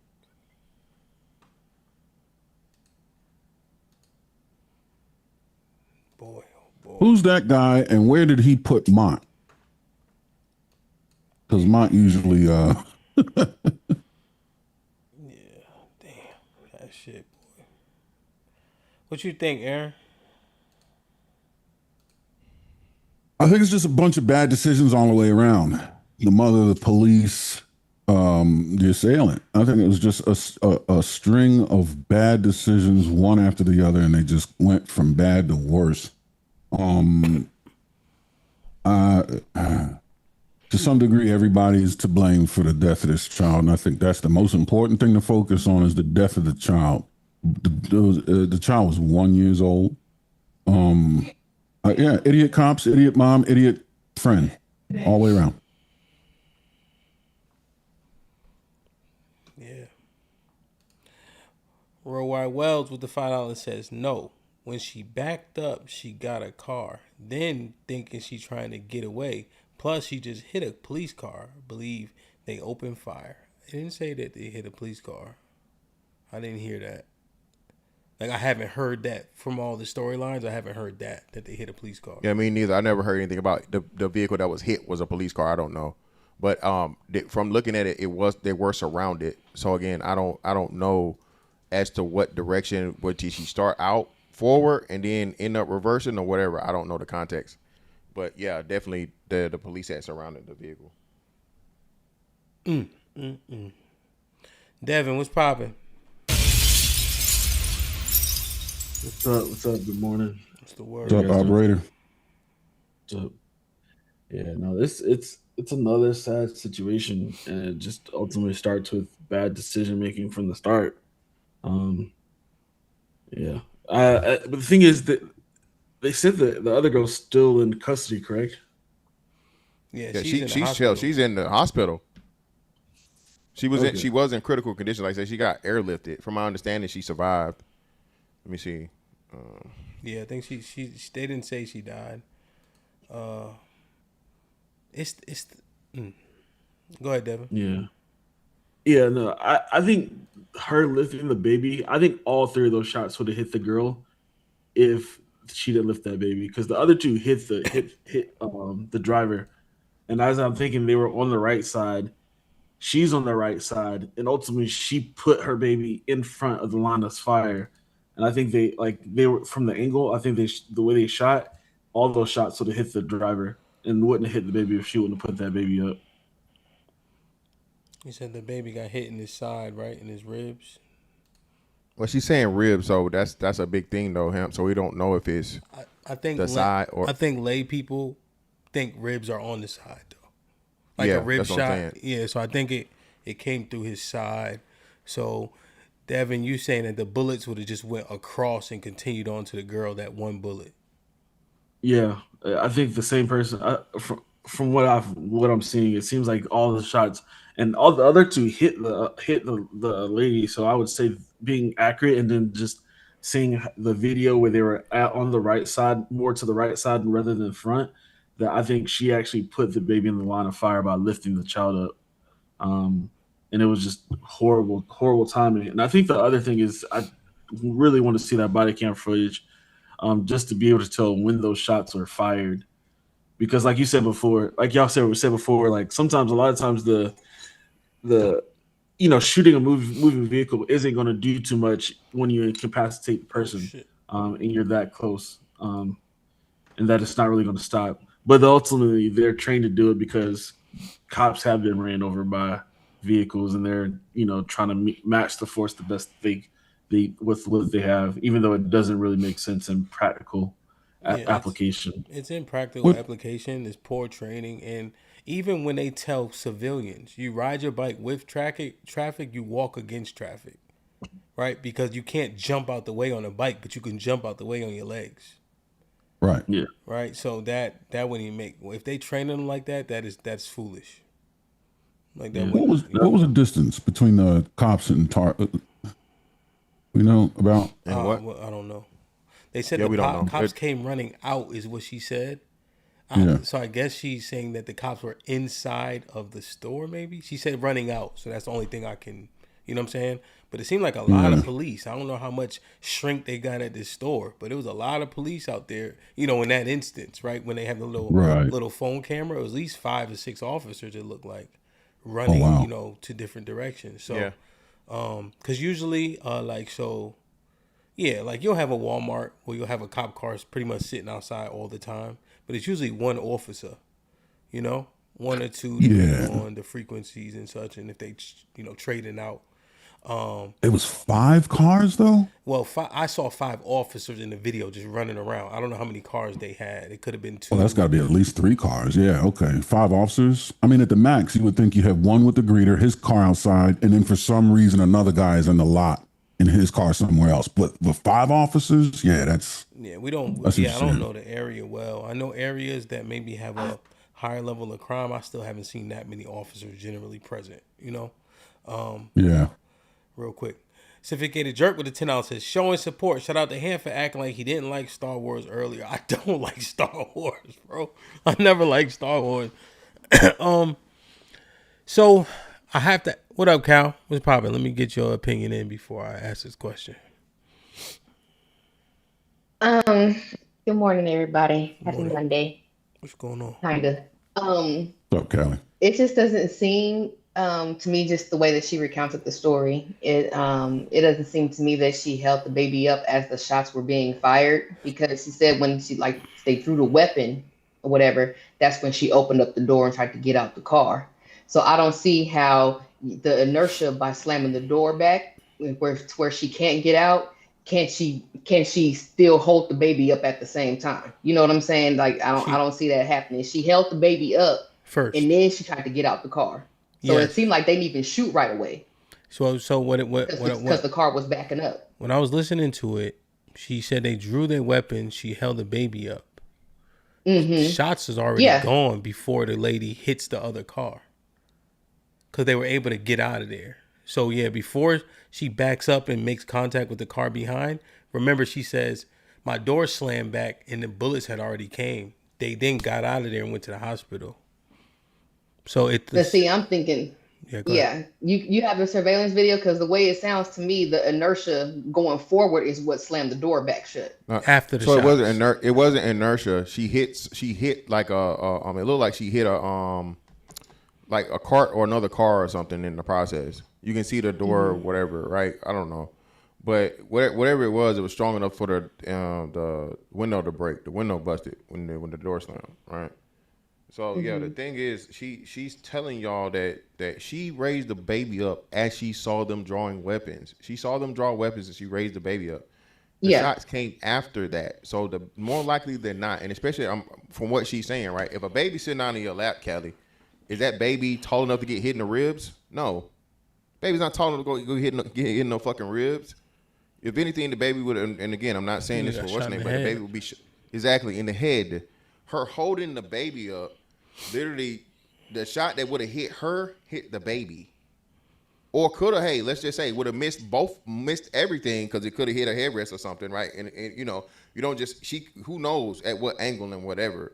But she literally, this is a difficult part. I know niggas don't want to admit. She got her baby shot.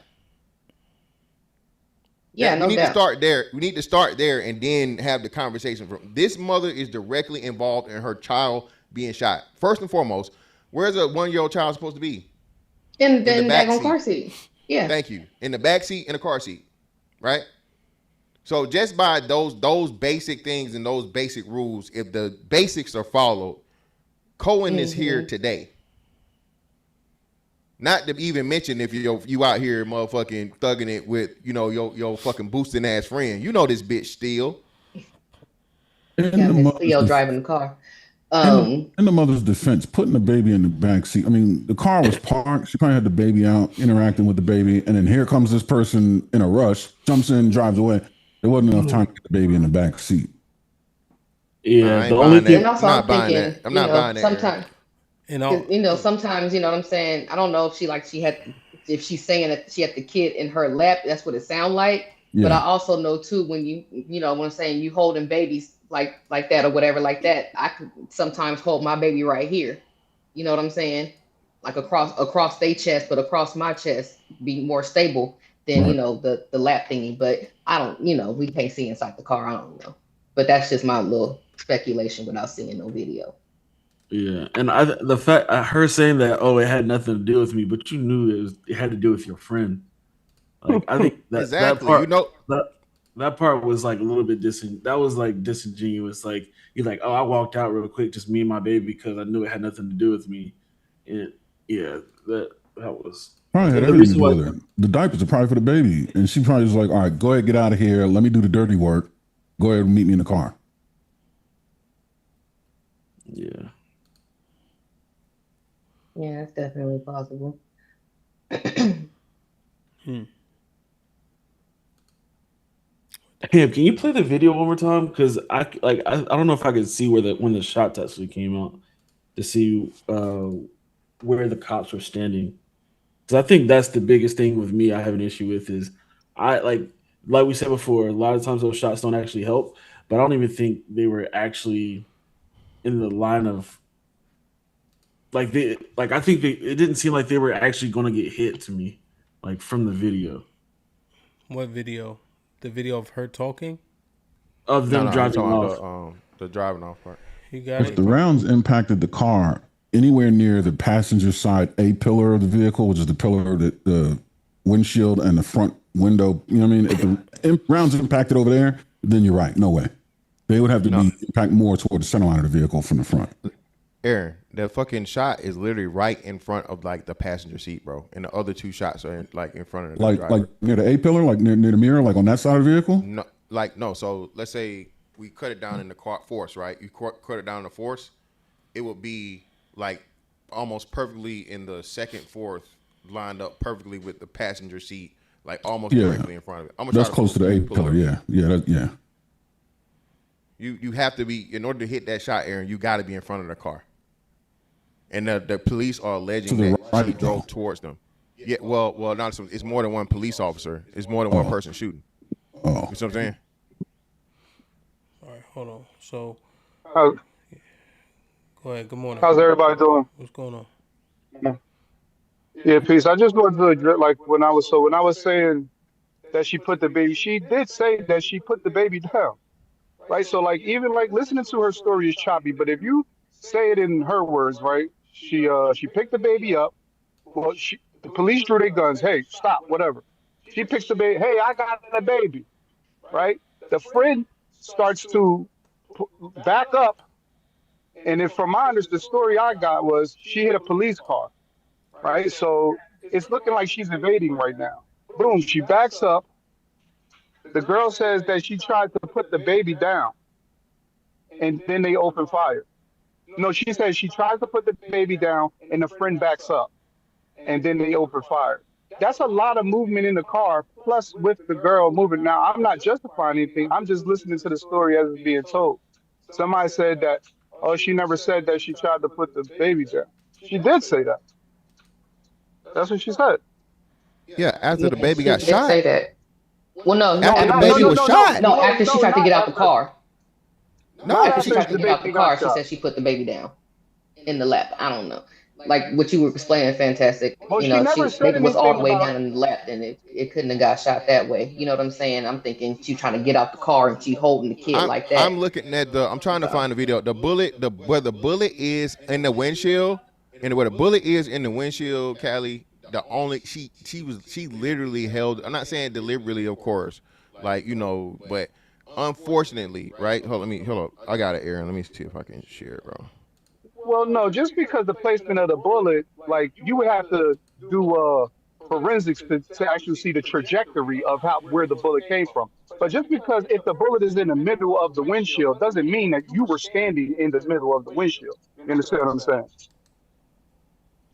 You could have very well been standing. Yes, you could have very well been standing off center to hit the window in the center. So real quick, right?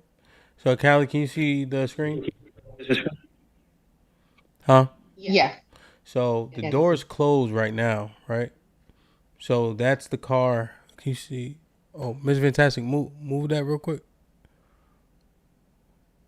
So the car is right. Can you see my mouse? Yeah. So the car's right here. The door's closed right now. And then if I can just go. So see, the door's still closed. They're going forward now. She actually opens the door. The window's shattered here too. So the door is open after the shots already went through. And it looked like she opened the door when they started going forward already. So that's even after they hit whatever it was behind them, car or whatever. Oh yeah, after the shot stopped, she was trying to get out of Dodge without her baby. Well, no, I would assume the baby's still on her lap. Yeah, no, the baby. She still had the baby the whole time. And then Yeah, so she flipped the events around when she was telling her story with old boy in the car with her. That's the thing. She said flipped it. the events around because she's saying that the shots didn't come until after she tried to get out the daggone car. That's what I'm saying. She didn't say. That's what I'm saying. She didn't say that. She. That's what I was saying. She said she didn't say that. They went to bring their guns out. It's almost like at the same time or right in response, she holds the baby up. The girl backs up, hits the thing. She said the shots already came before they even backed up and hit the car. You're missing a part, Hamp. Before she tried to back up, in that sentence, she says, I tried to put the baby down and my friend backed up. That's what she said. No, what she's saying is she had the baby like this, and then she brings the baby down to her lap. Not the baby, not throwing the baby away. No, I didn't say that. I said what the sentence was is that was in between the friend backing up. She said, I tried to put my baby down and my friend backed up. So in my mind, what that sounds like is someone trying to put the baby down. That's going to make her rattle, right? Because she's trying to back up and then she hits something. So let's say she was trying to sit the baby to the side here or something, or like you said, just in the lap, right? Then when she's doing this and the friend is backing up and hits something, The baby jolts in her arms, right? In whatever position she has the baby. This is a lot of movement and confusion going on in the car. They don't know what she's holding up necessarily. If I'm looking just at first glance, like, I just see, especially for white people, they just see black faces in the car and they holding something up, doing something. Hey, just stop. Yeah, I think. Yeah, I just thought you said that she was trying to like get out without the baby or something. See, now that's another confusing point, because in her own words, she never mentioned trying to get out the car. In that clip that I heard that you played, she never mentioned trying to get out the car, like within that instant. She said she opened the door. That was after the shooting. Yes, after the shooting, she opened the door after they hit the back and you see it. It's after the window shattered, the shots already fired. She does open the door, I would assume, to get out. Right. Or unless she's just trying to fucking, I don't know, So, but the thing is, I don't think anybody's alleging that she held that baby up to shield herself, right? No. Yes, they are. Yeah, they are. You should see your comments. She used the baby as a human shield. Hey, she used that motherfucking baby as a human shield. Now again, that's what happened. I'm not saying deliberately. I'm asking deliberately. Yeah, not deliberately. No, I don't think. No, I don't think it was deliberate. I think she was genuine in what she said. It was the dumbest fucking shit ever, though. I don't think she put it up there with intentions of using the baby so she didn't get hit with a bullet. But in essence of that's literally what happened because of the circumstance. Had she not lifted the baby, I'm sorry. Go ahead, brother. And not even right. Furthermore, right, to the logic of her words, I lift the baby to show them I have a baby. In essence of logic, that is using the baby to defend yourself. Not brother. Well, unfortunately, yeah, brother. There are several mothers in the chat. We have a mother on the panel. Callie, would you ever raise your fucking child after you see guns drawn in a situation as any type of deterrent or any type of mechanism response? You're on mute. No. All right. Well, that's what she said. That's what who said? That's what the girl said. She said. That's not what she said. She said I raised my baby up after the guns were drawn. And yeah. She said to show them I had a baby. Yeah. That there was a baby. So listen, just slow down. Listen, just in essence of logic, right? You have to slow down, Wills, though. You have to slow down. Because the question on the table was, did she use the baby intentionally as a shield? You're saying she used the baby as a deterrent for them to not shoot. Well, no, what I'm saying is the logic of the words would say that if I hold something up to say, hey, wait, don't shoot, I have this. In essence, this is the protection to say that could be said. I'm showing you this to say don't shoot. That's the protection. Yeah, but my question was she holding the baby up to shield herself? Well, in essence of the logic, yes. No, I don't think that's what she was doing, and no, I don't think she was doing it intentionally. But based off of the logic of her actions, yes, that's what she did. No, so your logic, the logic that you're speaking to yields the same end result. I don't get shot, but where it becomes divergent is one method protects you from shots that have already been fired. The other way stops the shots from being fired to begin with. Yeah. So the logic is divergent that's there. That's an egg before the chicken. Like, all the shots never had to get. No, it chronologically lines up. Yes. Listen, yes, you're saying, well, maybe if they did, that's the same as like other argument, or like with the Carmelo. Oh, well, if he wouldn't have touched them, he wouldn't have stabbed them. That's the same thing. It doesn't matter. The shots came out. No. The logic will still stand. So it don't match. It doesn't match because in this situation, the party that was the victim knew what was coming. The Carmelo shit was you didn't know. He didn't. The Carmelo know shit that is he had inconsequential, right? It doesn't even have to be inserted here. The baby was to deter shots. My question was she holding the baby up to shield herself? No. Well, while deter and shield have two different meanings, deter and protect can have the same inclination.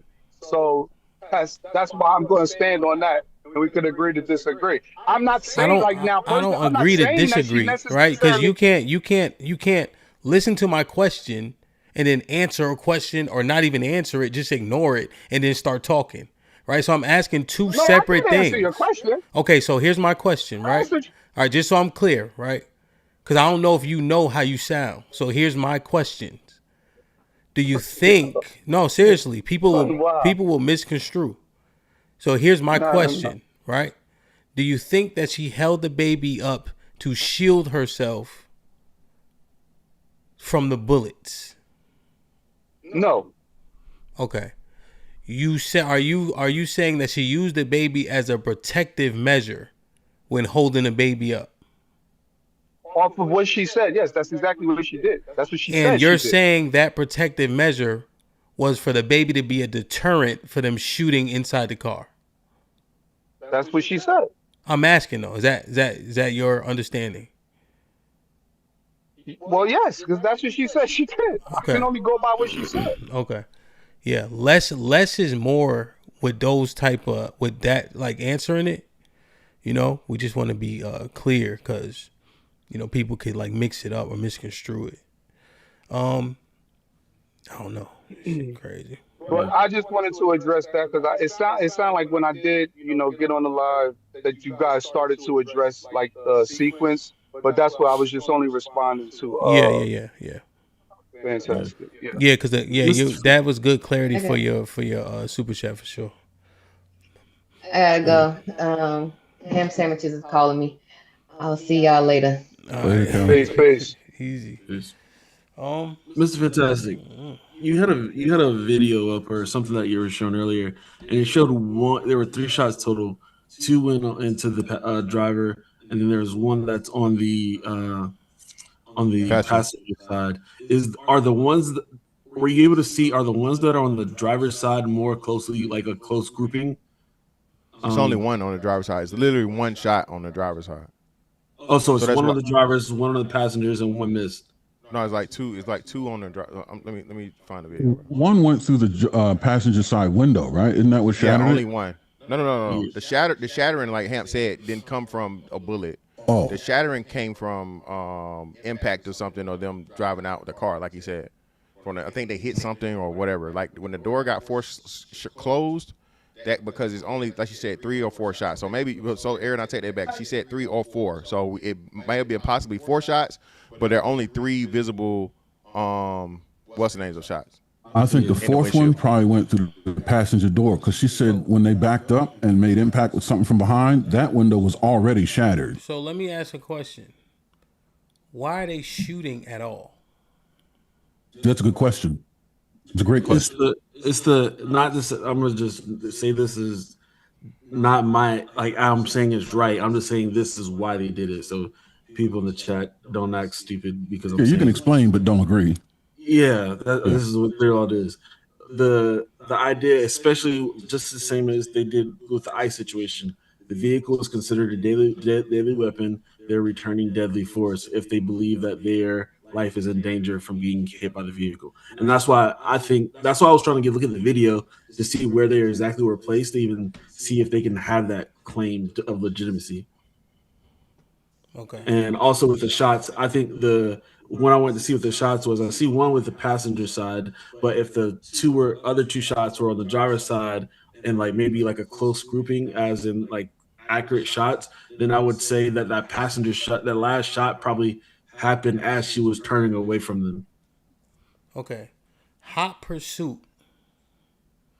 $40 worth of Pampers. Why? What was the question again? Say it again. Hot pursuit. $40 worth of Pampers. Why? Because value proposition, yeah. Low, if the lady got accosted at the door, how did she get away? That's what they're saying. We don't know if it was by police or if it was by loss prevention or whatever. That was the thing. They called her and she ran out of the store to the car. So that's the process of it. Once the police have engaged in an investigation or detainment or whatever, and that's why I say stop running. That's why. It's not even about the. I know. Go ahead. I'm listening. But you have an authority to protect and serve, right? There's no reason why police should be riding around with their lights off. You agree? Because how do people who need help identify them? Police should have their lights on at all times. I'm talking about just the blue ones, not like the siren, right? But they should be seen, right? So one, we don't even know if the girl was stealing or not. But two, why are we letting off shots over petty theft? Because people die when people start shooting bullets. Agreed. Yeah, but that's what I say, Ham. I think that's where it starts to get into the further part of it. It wasn't over the petty theft. Shooting over petty theft would be, hey, you got a candy bar, shots fired. No, that's not what's happened here. What happened was you were, hey, stop, you're stealing. And then the person flees, police engage, and they escalate, like Devin said, the force that's being able to use by poor decisions. So I agree with you.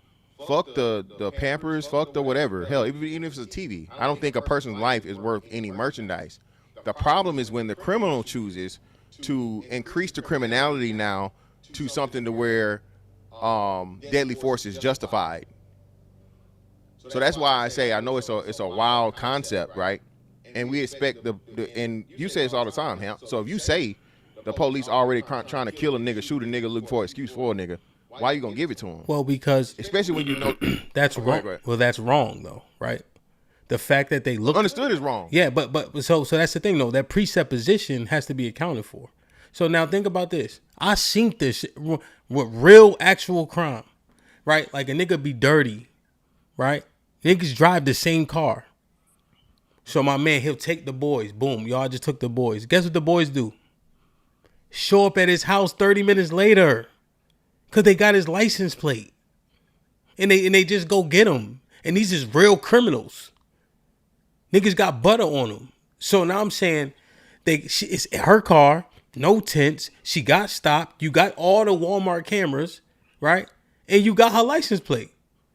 Just go get her. Why are you jumping in front of a car? Now those police had to actually jump in front of the car. With the ICE situation, they was already in the road. It's slippery, you know. They had to actually run over there. Did you see how far they had to run to go back to their cars? Yeah. So I'm just looking at like obviously like common sense oriented. Oh, we go get her in a second. Like that's the part I'm assessing. Like who's the smart person in the situation? Well, we know who should be the smart person in the situation anyway, and that's the police, and they weren't. Yeah, that's what I'm saying, right? And I'm just saying, she got to the car, she beat them, they had to run over there, right? So we need to see the body cam to see where they were positioned. You know, if he's saying it was a threat, you had to, just by looking at it logically, you have to place yourself in harm's way in this situation. This ain't a reach or nothing. This is just common sense. Yeah. Yeah, it's just the only issue is like the mentality is like, you've never seen a situation where that like maybe that's a great idea, but you've never seen them act in that fashion where they're like, oh, we'll just go get them later, or we'll stop it. No, I just told you. I just told you, my man. Yo, where you coming from, my nigga? Oh, I just took the boys. That's how they say it. They articulate it like that. You know what I'm saying, but these is career criminals I'm talking about. Okay. So now the cop because they said the duty to chase isn't imminent. You see? Because chasing criminals is a threat to more people around you than what it's worth. Yeah. Diapers and shooting in a parking lot where bullets don't got no name or no real direction. Right? Because how often these cops using their guns, you know, how often are they practicing, etc. It doesn't make sense to the grander scheme of other life, innocent life that could be taken. So that I'm just like it's just crazy kind of, you know what I'm saying? Yeah. Shooting at a paper target is different than shooting at a moving object while on the move. Yeah, hell yeah. And that's Aaron, and that's what I say. I am not for it, bro. I'm like y'all for the most part, especially in the day of surveillance and shit, right? Hey, police chases for the most part shouldn't be even would make no point. Yeah. Right. But until we get the legislation and the laws changed for that, they're going to happen. And furthermore, like you said, we're telling because this has been done too, right? You guys remember the story about the cop? It was some kid, I think he was like an Indian kid or some shit. He had like a fucking some type of sports car for a fucking prom night or something. He's hauling ass and the cop let him go, and then he goes on to fucking kill a motherfucker, right? You know what I'm saying? Kill like innocent people. Yeah. Well, this is the same thing. So many of these videos, man, that happen to where, all right, so now, where do we stop the liability for the police officer if there's a high-speed chase and they're not chasing them, and now somebody's in commission of a crime, police just say, fuck it, let them go. They hauling ass. They run somebody over. They fucking cause a fucking, a car or whatever. Now, well, why weren't you involved? Why didn't you stop them? It's a catch-22 for the people that are in the right hand. And that's what nobody's looking at. You're telling the police, okay, serve and protect, right? Which a part of service and protection is danger. Them putting their life on the line for actual hard-body criminals, killers, people that are going to shoot back and all these different things, right? Yeah. But now we're telling them, okay, well, what we this level is cool. Let me interject this. What we telling them is there is no high-speed chase if you don't chase them 90% of the time. That's what we actually know. That's what's actually facts, Mr. Finn. It just is, bro. Like, and I understand, right? The criminal is the person who we should be putting the onus on, right? If you don't do anything bad, the police don't have to go through extreme circumstances, right? I'm just looking for the level of discernment about what's worth it. When do I discharge my weapon? To what degree, and etc. Like, there has to be a level of responsibility, right? Because the criminals, that they have that mindset. They don't give a fuck already. And it's unfortunate, right? But I'm saying, what length do I go based on what's stolen, based on what happened, and etc. as an officer? Yeah, and again, man, I think that's just the very, very shaky ground of being law enforcement, bro. It's just too many judgment calls versus your expectation for your job and so on and so forth. Right? Let me ask you a question. So again, sorry, real quick. I don't want to forget. You guys are in the military, right? Now, is it right on the movies? He's like, hey, I think they shooting at us. Then his helmet pop off. Oh, shit, they are shooting at us. And then they contact engage. right. Yeah. Contact right. And everybody looks to the right and just, yeah. Yeah. And I'm just like, damn, even it's like the rules of engagement are more strict than strict. It's definitely more strict than the back home and for the what's supposed to be for non-combatant criminals or the citizens. Yeah, you're definitely right on that. And I think Aaron has alluded to this once before. I'm not sure if we had this conversation, but I think the escalation of force is too lax in law enforcement. I don't think you should be able to go directly to guns drawn and whatever. Right? I don't think a person, refusing to get out of a car for the most part, or cussing you the fuck out on the side of the road, is you be able to draw a fucking gun down on me, get the fuck out the car, and threaten my life. I don't think that's reasonable or humane or anything, right? You have plenty of other deterrent measures, pepper spray, tasers, a whole bunch of different shit, right? Yeah. I feel like this would be the standard thing. Hey, listen, I pulled you over, so on and so forth. These stop sticks in front or behind the car. We have too much technology to the point of where people can even get away, right? Hey, shit, I'm gonna put this thing on your car. It's gonna shut your car off automatically. Once the car stop is over, then you can leave. Yeah. You feel me? I just think it's way too many avenues. Go ahead. Even in combat, right? Out of CONUS or in other countries. A vehicle flying at you doesn't justify shooting. The vehicle has to be getting ready to blow a gate. Then you can fire at it. And even then, there's a particular weapon you want to fire at that. You're not just going to start hitting it with the M4. If you got a 50 cal up there or, a 240, you start using that. And that's in combat. Yeah, that's all I'm saying. Like, people say, well, don't do crimes. Yeah, I understand that, right? But there's a lot of, and so once they named it the Purge Law, right? You remember for Illinois, they called it the Purge Law, but it was really like, hey, under a certain amount of theft, insurance will cover it. You can't chase people and et cetera, because they found it was doing more harm than good.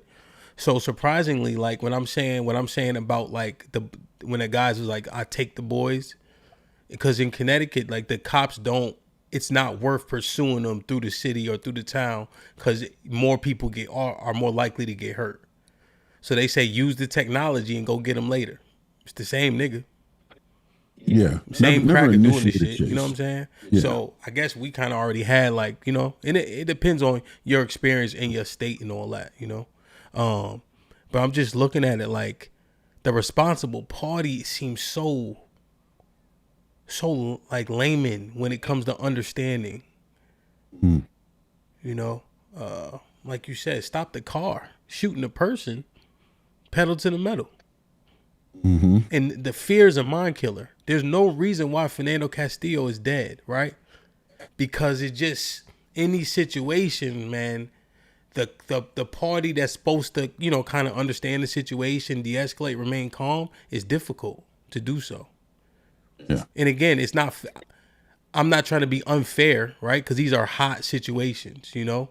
But if you trained, right, that's your duty and responsibility. Criminals going criminal.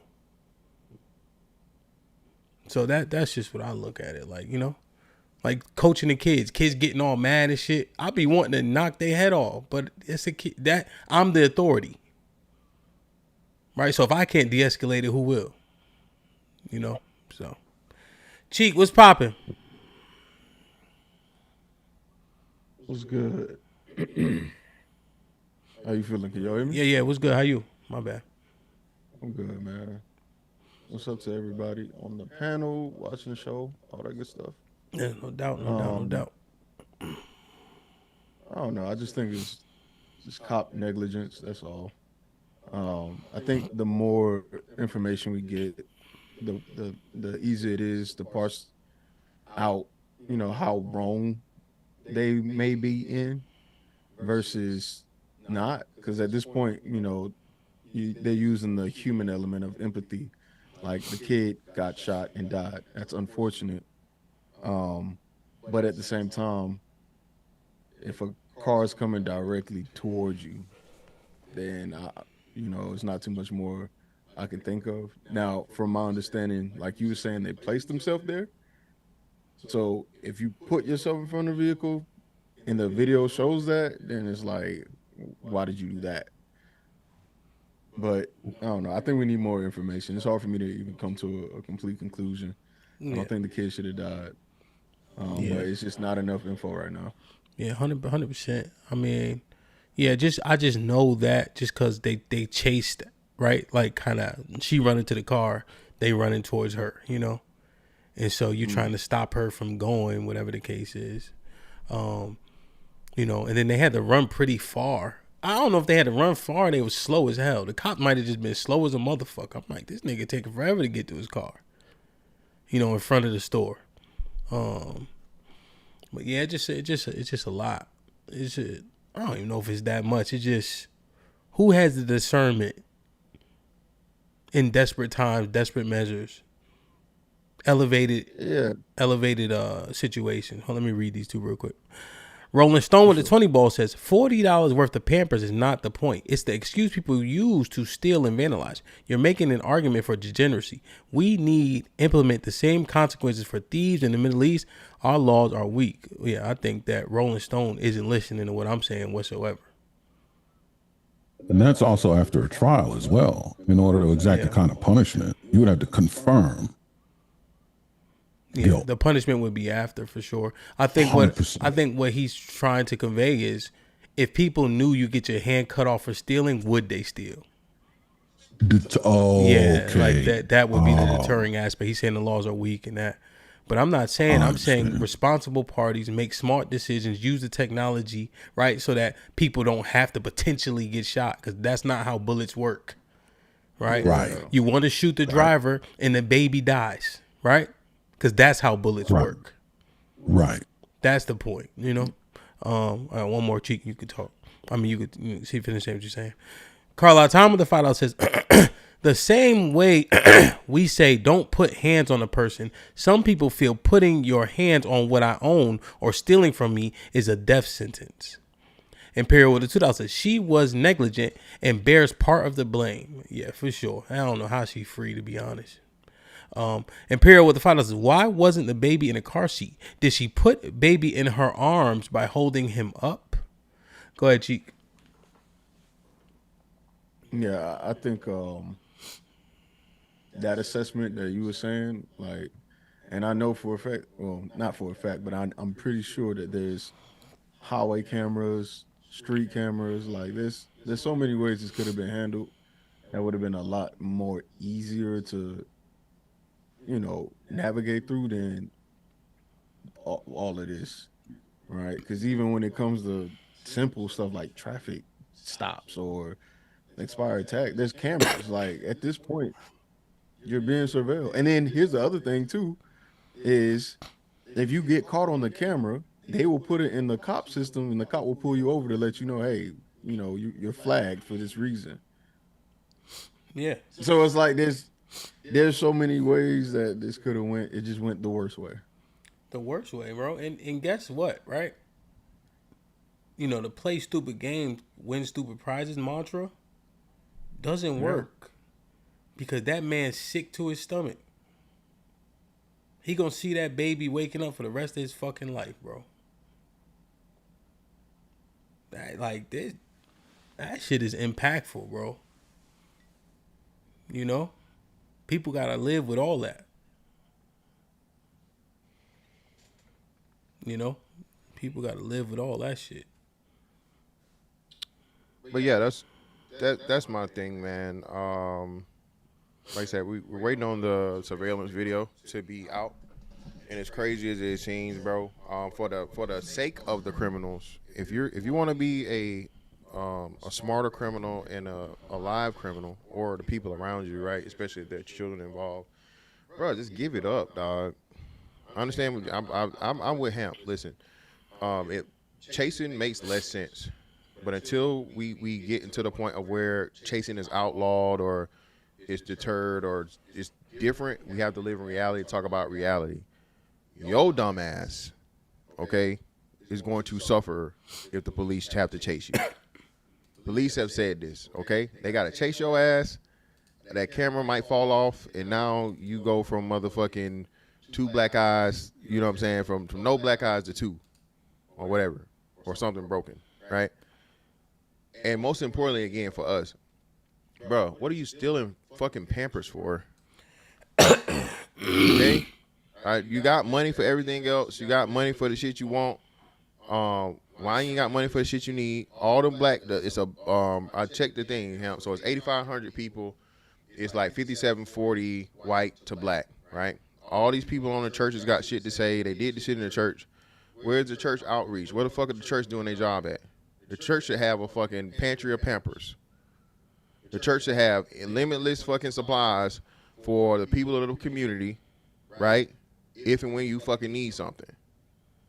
So where you ain't gotta go steal.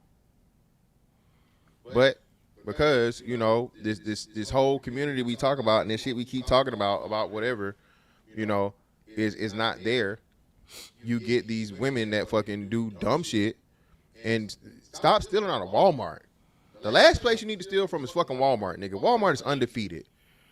All right? You steal a motherfucking grain of rice or salt from Walmart, they gonna catch your ass. Okay? Loss prevention is gonna come with me, please. As soon as you step through that motherfucking, through the little fucking, the metal detectors or whatever, or like the sensor detectors. Hey, sir. Hey, ma'am, can you come with me? We seen it countless times. All the self-checkout shit, bro, is they figured that out. If you change the fucking some shit that's motherfuckers be doing this shit to where they put a fucking sticker for a damn orange on like, a $40 item or some shit. Bro, they seeing all that shit. So all the little games and shit you think you're gonna play, bro, is not gonna work. So if and when you caught, bro, just give it up. Lay it down, bro. Like you said, at the most, the worst you're gonna have is you go down to the station, you get booked, and like you said, you get released on a fucking PR bond. Or like, promise to appear or whatever, right? Once you start doing all this other extra stupid shit, Now you're just making it worse and worse and upping your chances, or people around you, excuse me, suffering the ultimate, suffering the ultimate consequence, man. Bless you. Unfortunately. I would say bless you. That's all. Do you guys think? Okay, let me ask y'all this. Do you think that the perception of black people, we need to be on point more so than other races when dealing with police? The reality of it is yes. Yeah. The reality of it, yes. I agree with you, where it shouldn't have to be that way, right? But do you want to be right, or do you want to survive? Well, I think it's kind of instilled in us anyway, right? Like, we're the only group of people that I know have the 10 and 2 rule. Like, raised with that. I can't think of a moment in time where black people don't be like, hey, put your hand somewhere where you can't get mistaken for reaching for something. The only time I've seen like black people really upset is when they know they did absolutely nothing wrong and it's going to be some BS. Like, I don't know if you've seen, it was a viral cop video, but this cop pit maneuvers a vehicle on the middle of the highway, and the black dude literally is like, what did I do? He said, you're trying to run. He said, I'm in a V6. I'm not running nowhere. I didn't do nothing. And come to find out, he didn't do anything. Yeah, it was a Challenger or a Charger, and he had the wrong car. Yeah, right color, wrong car. Exactly. He's like, what the fuck is going on? Yeah, and then he was like, what? What is? Yeah. Why did you do that? But he's invisibly mad. Yeah. But guaranteed, if he was pulled over, I don't think you get the same reaction. Just generally speaking. But when it's something blatant, niggas get mad. And I think we're the only race of people that whenever emotions are expressed, it's already taken as an active threat. And it's like, damn. So you gotta find. They ask a lot to be black and involved with, figures of authority, especially police. It requires you to be damn near robotic. Because if you show any form anything, huh? Why didn't the guy pull over? So it was a high-speed chase involving a car like his, but wasn't his. He didn't have a reason to pull over Aaron. So they probably chasing like a fucking demon or a Hellcat or some shit, and it got too far down the road. So the cop is coming on to the thing, they're describing the vehicle. So he sees the first one that matches the description, and he just automatically pits him off real. Was his lights on? And then the black guy driving is like, the cop's lights were on. Of course, he was mid chase, but again, the guy is merging out of the way. But the cop, okay, all right, that's all. That answers it. As long as the guy was like trying to get to the side of responding the way you do with the lights on. He was just a regular guy trying to, No, I understand that. Veer to the whichever way. That part. He did. The cop was like, "We think it's you though." That joke was so funny. He said, "It's a V6, a V6. Oh, yeah, I'm trying to run away in the V6." Well, that's inconsequential. A V6. He was mad too. Everything he doing the speed limit and everything. Aaron, he doing everything textbook. The cop come up, so he veering off. He tried to veer off to the shoulder. He tried to get out the way. That nigga was so heated. Bro. All that has nothing to do with it. He's like, "What you stop me for? What you do this for? Why did you do this?" The question was answered. He said he was actively trying to pull over and then was pit maneuvered anyway. Then yeah, I would agree that that's wrong. Yeah, man, I seen that and I was like, that's funny, but it's not like that's scary. It's funny and scary. It's funny now, but in that moment, showing all that emotion, put your hands moving, you gotta calm. You gotta think about that. But you can't when you're mad. It's a lot. So it's like black people almost have to look at themselves third person and realize what they're doing wrong if they haven't already done something wrong. Yeah. Rolling Stone with this announcement. This conversation makes me wonder if a large minority of black Americans shouldn't be considered a ward of the state. We are regressing. We don't seem to learn from our mistakes. Yeah. There's not that many black people in jail. In prison. No, I think it's the issue is where we're always speaking on these topics on an incident where there's like some actual illegal activity going on surrounding it. Not just like he's walking down the street minding his own business without a care in the world. It's always like we always have to explain away the initial incident while we're talking about this. I think that's the issue he's talking about. I think that he doesn't do podcasting, right? So when we assess all aspects within a 3-hour time frame, that's probably what you should do, right? How many times did Mr. Fantastic already say, don't steal, don't do crime? Did you say that several times, Mr. Fantastic? Yep. Yes, sir. So now we're talking about the brevity of a crime, right? The opportunities, right? Because we're playing money more than quarterback, and we're debriefing on decisions that can be made to possibly prevent a life being taken, especially a 1-year-old. You see? So that's what you would do, right? Assess all aspects. It makes no sense for me to say what Mr. Fantastic said over and over. He already said that. Yeah. No, and it's not about us commentating on it. It's just the situation. Well, remember you were saying, just real quick, Mr. Fantastic, look what you said, what he said, he's saying. And so he said this conversation. He didn't say these conversations. Oh, yeah, you're right. You see what I'm saying? That's why I'm just saying it, Yeah, now I think Devin, what you're alluding to is, it's always the onus is always on the person who's trying to do their job and seemingly gets it wrong. And why isn't the bulk of the onus on the person who is the culprit in said incident, essentially, whether it be stealing or whatever the case is? It's always an assessment after the fact, I think what we witness is, do you remember that one guy that he got pulled over? The police said something about his windshield wipers should have been on. He had dreads or something, and they pulled him out the car. It was imminent weather. They broke his window. Yeah, in Jacksonville. Yeah, in Jacksonville. Yeah, that happened here. Inclement weather, right? Yeah. And what would happen?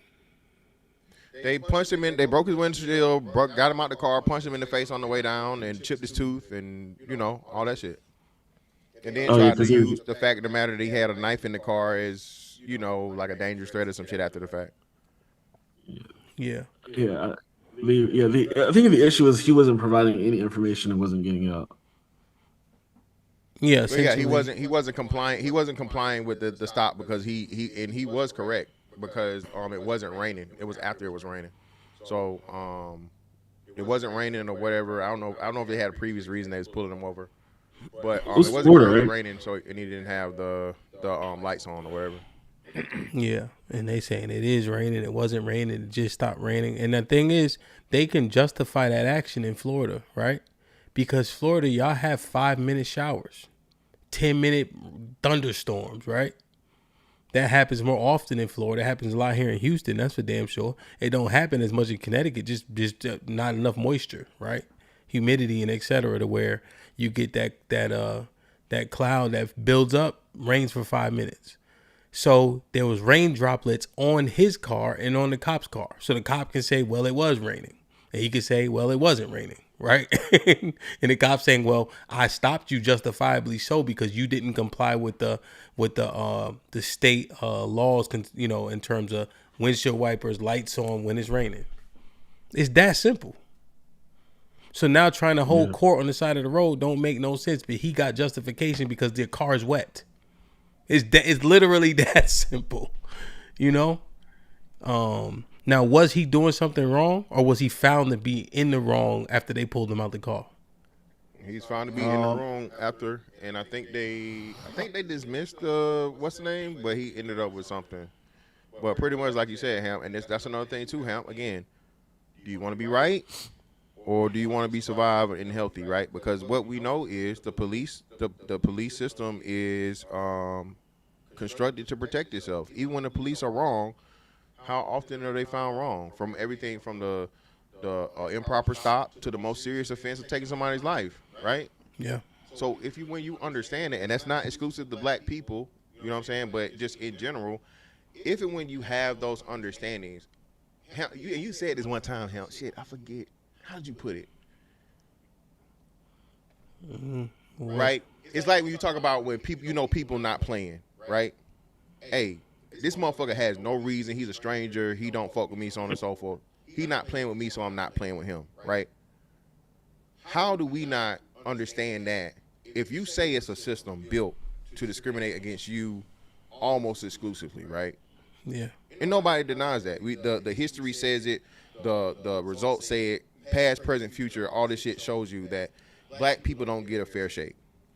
For all intents and purposes, stay out of that situation, right? That construct. If you find yourself involved in the construct forcefully, though, you play along as long as you have to play along in order to get to a point of where you can prove innocence and, most importantly, recompense. It's not enough of you niggas that's getting false shit did to you, and then you pressing the issue, because there are cases. You remember the case of the kid in Arizona? I want to say it was like 3-4 years ago, where the dude pulled him over and he kept harassing him, talking about, "You sure you don't got any drugs in the car? You sure you don't got any drugs in the car?" He pulled him over for like the stupid ass like air treat. freshener. Air freshener. There we The go. air Yeah, freshener yeah. treat, There we go. Pulled him over for no reason. Yeah, pulled him over for that, and then tried to fucking coerce him into a drug stop and this and this and this. But he sued and won. Okay? The problem is, oh man, the police don't get this and they don't get that. Well, if you don't make sure the system works, how will you ever know if the system works? And if we always highlight where the cops got off and never to the point of where the cops had to pay the price for wrongdoing, we don't build the culture of actually holding them accountable and making them pay you for improper procedure, behavior, or whatever. Yeah. Legal, lawful, ethical. That's one of the key takeaways, right? Is we are saying, right, cops use disproportionate force, profiling, etc. But if you don't report it, it's just you saying it. Even if it's 100 people, if you're just saying it, you don't report it, document it, right? It's just people saying it, right? You have to prove it numerically, right? The more reports they have, the more they got to take things seriously. It works like that often. We did a petition in Northeast DC because the Safeway in Northeast was terrible. And finally, Vincent Gray had to come down there because it was so many people who signed the petition that was passed in, right? They could not ignore it because it was 10,000 signatures. You know? But me saying it on Instagram ain't enough. So, I mean, we just got to really understand, you know, how to make a proper impact. Yeah. And I think you also see there, you know, like Mr. Fantastic said, like, just live to fight that next day, because there's actually those people who do they're like the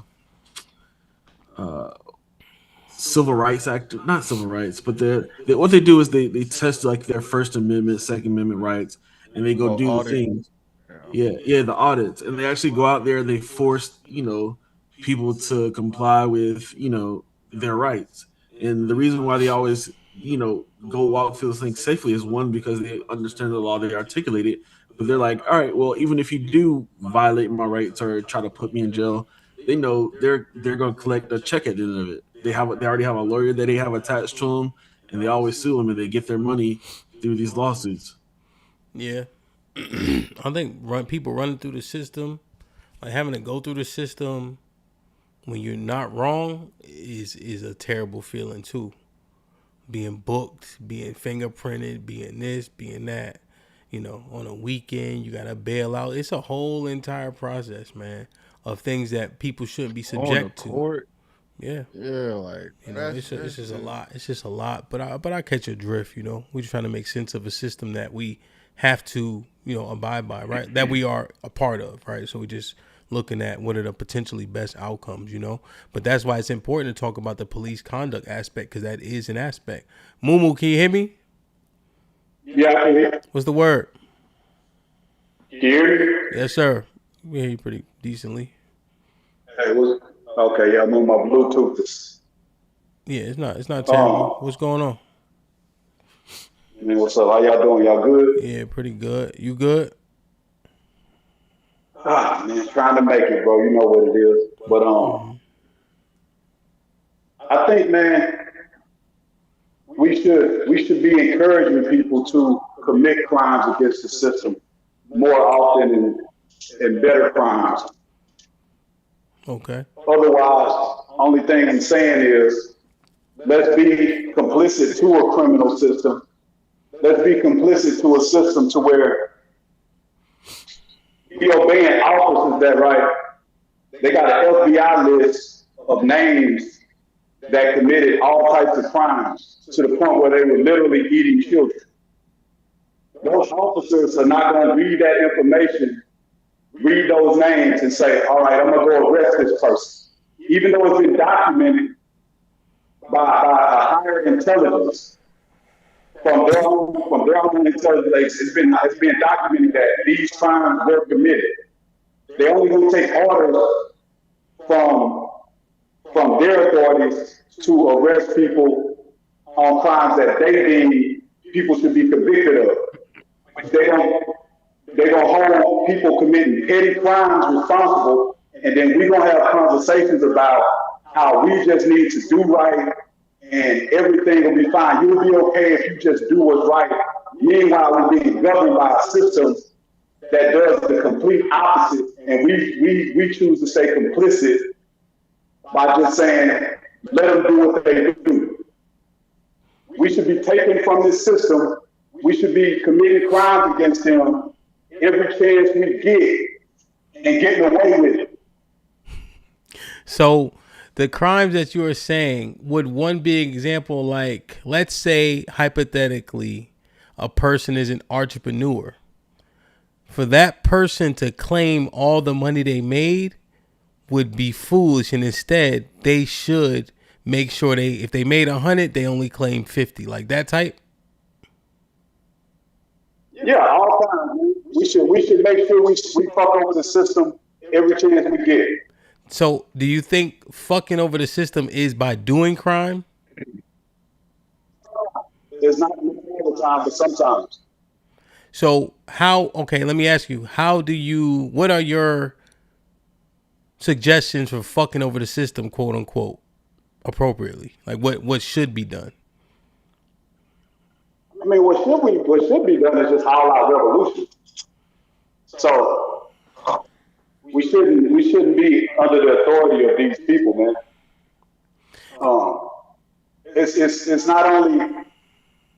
It's not like we're living in a system that's not hurting humanity. With the data centers and even like what it takes to produce beef for us to eat, and the water being with the amount of water consumption, it's not healthy for humanity. It's not healthy for the earth. So we are basically saying, like, let's just be complicit to this system that's destroying us. And if we think that it makes sense for us to be complicit with people that are taking advantage of destroying us and destroying the earth and saying, just let some people get rich in peace, we fucking idiots. Okay. So you saying, how can criminals be the police? How are criminals telling you what's wrong or right? Because the system itself, the people in charge are criminals themselves. Exactly. But what we do is, if somebody commit a petty crime, we act like those people are like the worst people in the world when we don't focus on the people who are committing the worst crimes. Yeah. Well, yeah, I don't agree with that. By any means, they trying to set something up right now for Anthony Fauci whole ass, right? And those of us that knew and was telling people that this shit was illegal and a whole thing that the whole world was going through, didn't want to listen. We would call conspiracy theorists and that we was just crazy, right? About what? The lockdowns, the jab. What about it? That it was a fucking conspiracy. That it was a ploy for the world. People were saying it was that it wasn't real. They said the conspiracy wasn't real. People still believe the conspiracy isn't real. So you learned something new. Well, the fact of the matter that again the jab was never authorized. It was just temporarily whatever, right? So it was never actually considered a vaccination. they're releasing stuff from Facebook right now to where Facebook was saying some of the same things that people were saying were conspiracy theories about it being, So how do you disagree with what I'm saying? If you're saying the same thing I'm saying, you just think that I'm only talking about conservatives or something, that I'm not talking about liberals as well? Are you just trying to make sure that you covering for the conservatives like you always do, making sure that it's cool what they do, but let's just only point out what liberals do because it's on both sides. This has nothing to do with conservative or liberal. Again, I'm trying to make my point. So how are you disagreeing with me? What the fuck you disagreeing with? Well, you let me get to it, I can fucking tell you. Explaining that. So as I was saying, the idea of committing more crimes within the system where you don't have control of the fucking system is idiotic because you're still going to be at the mercy of the system. In order to get control, we wouldn't have this country if people didn't commit a crime. You're never going to get control because you don't have enough power, leverage, resources, money, or any of the things to overthrow the system. Unless you had everybody. You talking about American people, or are you talking about black people? I'm talking about people. You're the only one talking about race here, bro. You're talking about race and politics. Right. So you telling me that the millions of people that live in this country do not have the numbers and the power to not participate in this system and to not go along with the corruption of the system? Yeah, no, because you're saying that's impossible. Yes, I'm saying it's impossible because that's crazy. Well, let me explain it. I can explain it to you if you just let me. Right. So the reason it is because we don't depend upon each other. There's too many people that depend upon the system for survival. We don't have enough of a network or connection amongst each other due to political ideology, due to racial lines and beliefs and so on and so forth, due to religion and all these different things and concepts. That's where people are not going to put their differences aside enough to overthrow the system you're talking about. And then do you have the people within that the society now, after the system has been overthrown, to create and maintain a just and righteous system? So your belief is let these people destroy the earth and fuck over our lives in peace, right? That's your mentality. That's all I'm saying. No. It's cool. Well, no, that's not what I'm saying. But what I'm saying is, your idea of the people being able to run themselves is a pipe dream. That's why I didn't say nothing about people running themselves. I just said I disagree with this corrupt system. I didn't say nothing about everybody running themselves. So what would not being a system? So what would you replace the system with? Would be the question. So you mean to tell me we have to have a system where the elites eat children? Well, no. I mean, it's not just elites. So why ask that question then? Like there can be a better system than people who rape and eat children. Yeah, but those are regular. It's way more regular people that do those things than the elites. The elites are less than 1% of the earth. Right. So if that's done at every all level, good, man. Like I say, that's your. I got you. You good on that? Yeah. Well, that's what I'm saying. It's the argument you brought up. So we know that the elites.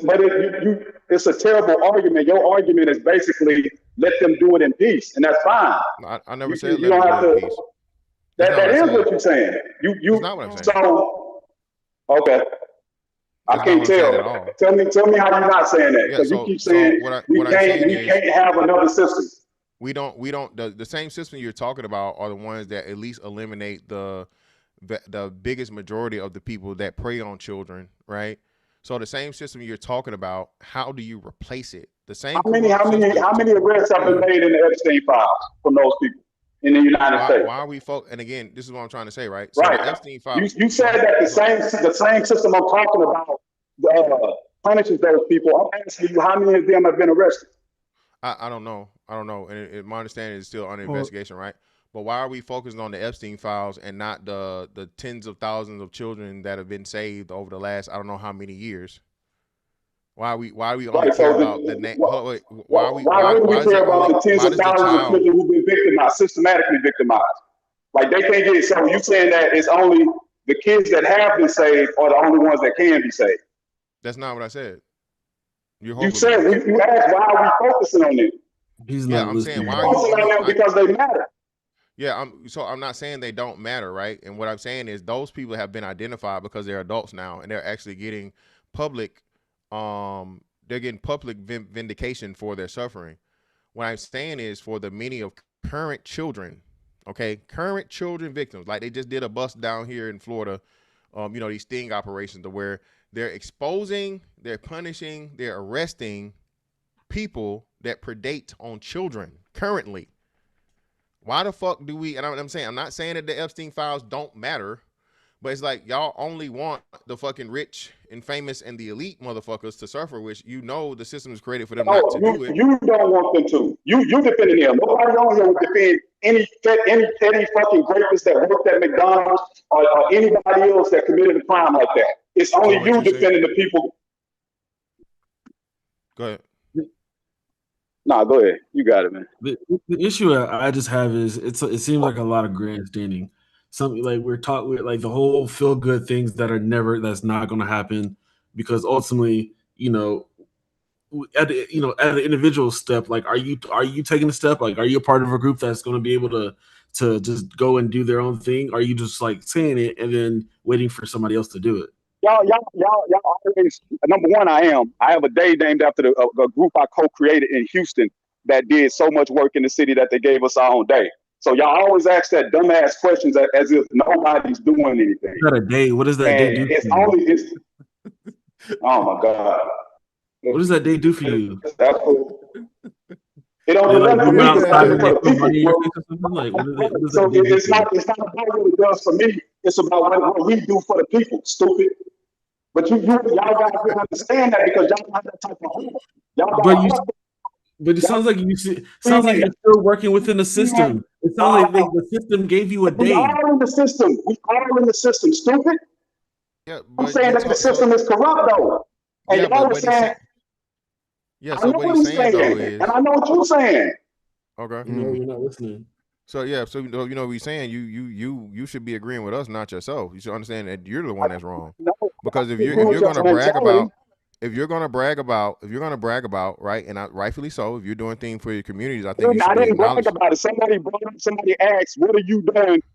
So I didn't brag about it. I didn't just bring it up out of nowhere. Let me correct that, brother. Let me correct that. If you're going to acknowledge the rightful acknowledgement that you're receiving from your city, right?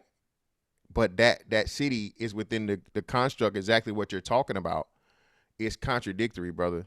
It's hypocrisy. What's contradictory about it? Because that is within the system you're saying is problematic. That system gave you your day. Hold on. That system went upon their board members and their this, and they voted, hey, this group is doing so much good stuff in the community that they need to be acknowledged and they need a day. So this because the system chose to acknowledge us, I only put that as a way to prove what I did. Not that I care about their acknowledgement, but just so there's a marker to say, hey, this is proof that something was done. So, but okay, so now let's go a little further, right?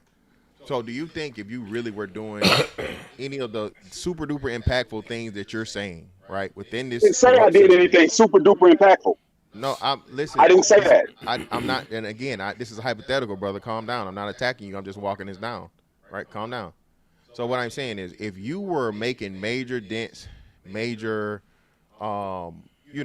impact into these elites or into these anything that you're talking about, what makes you think this system wouldn't just come and destroy you? Especially if you're small and don't nobody know about you, but the little people you got doing it with you.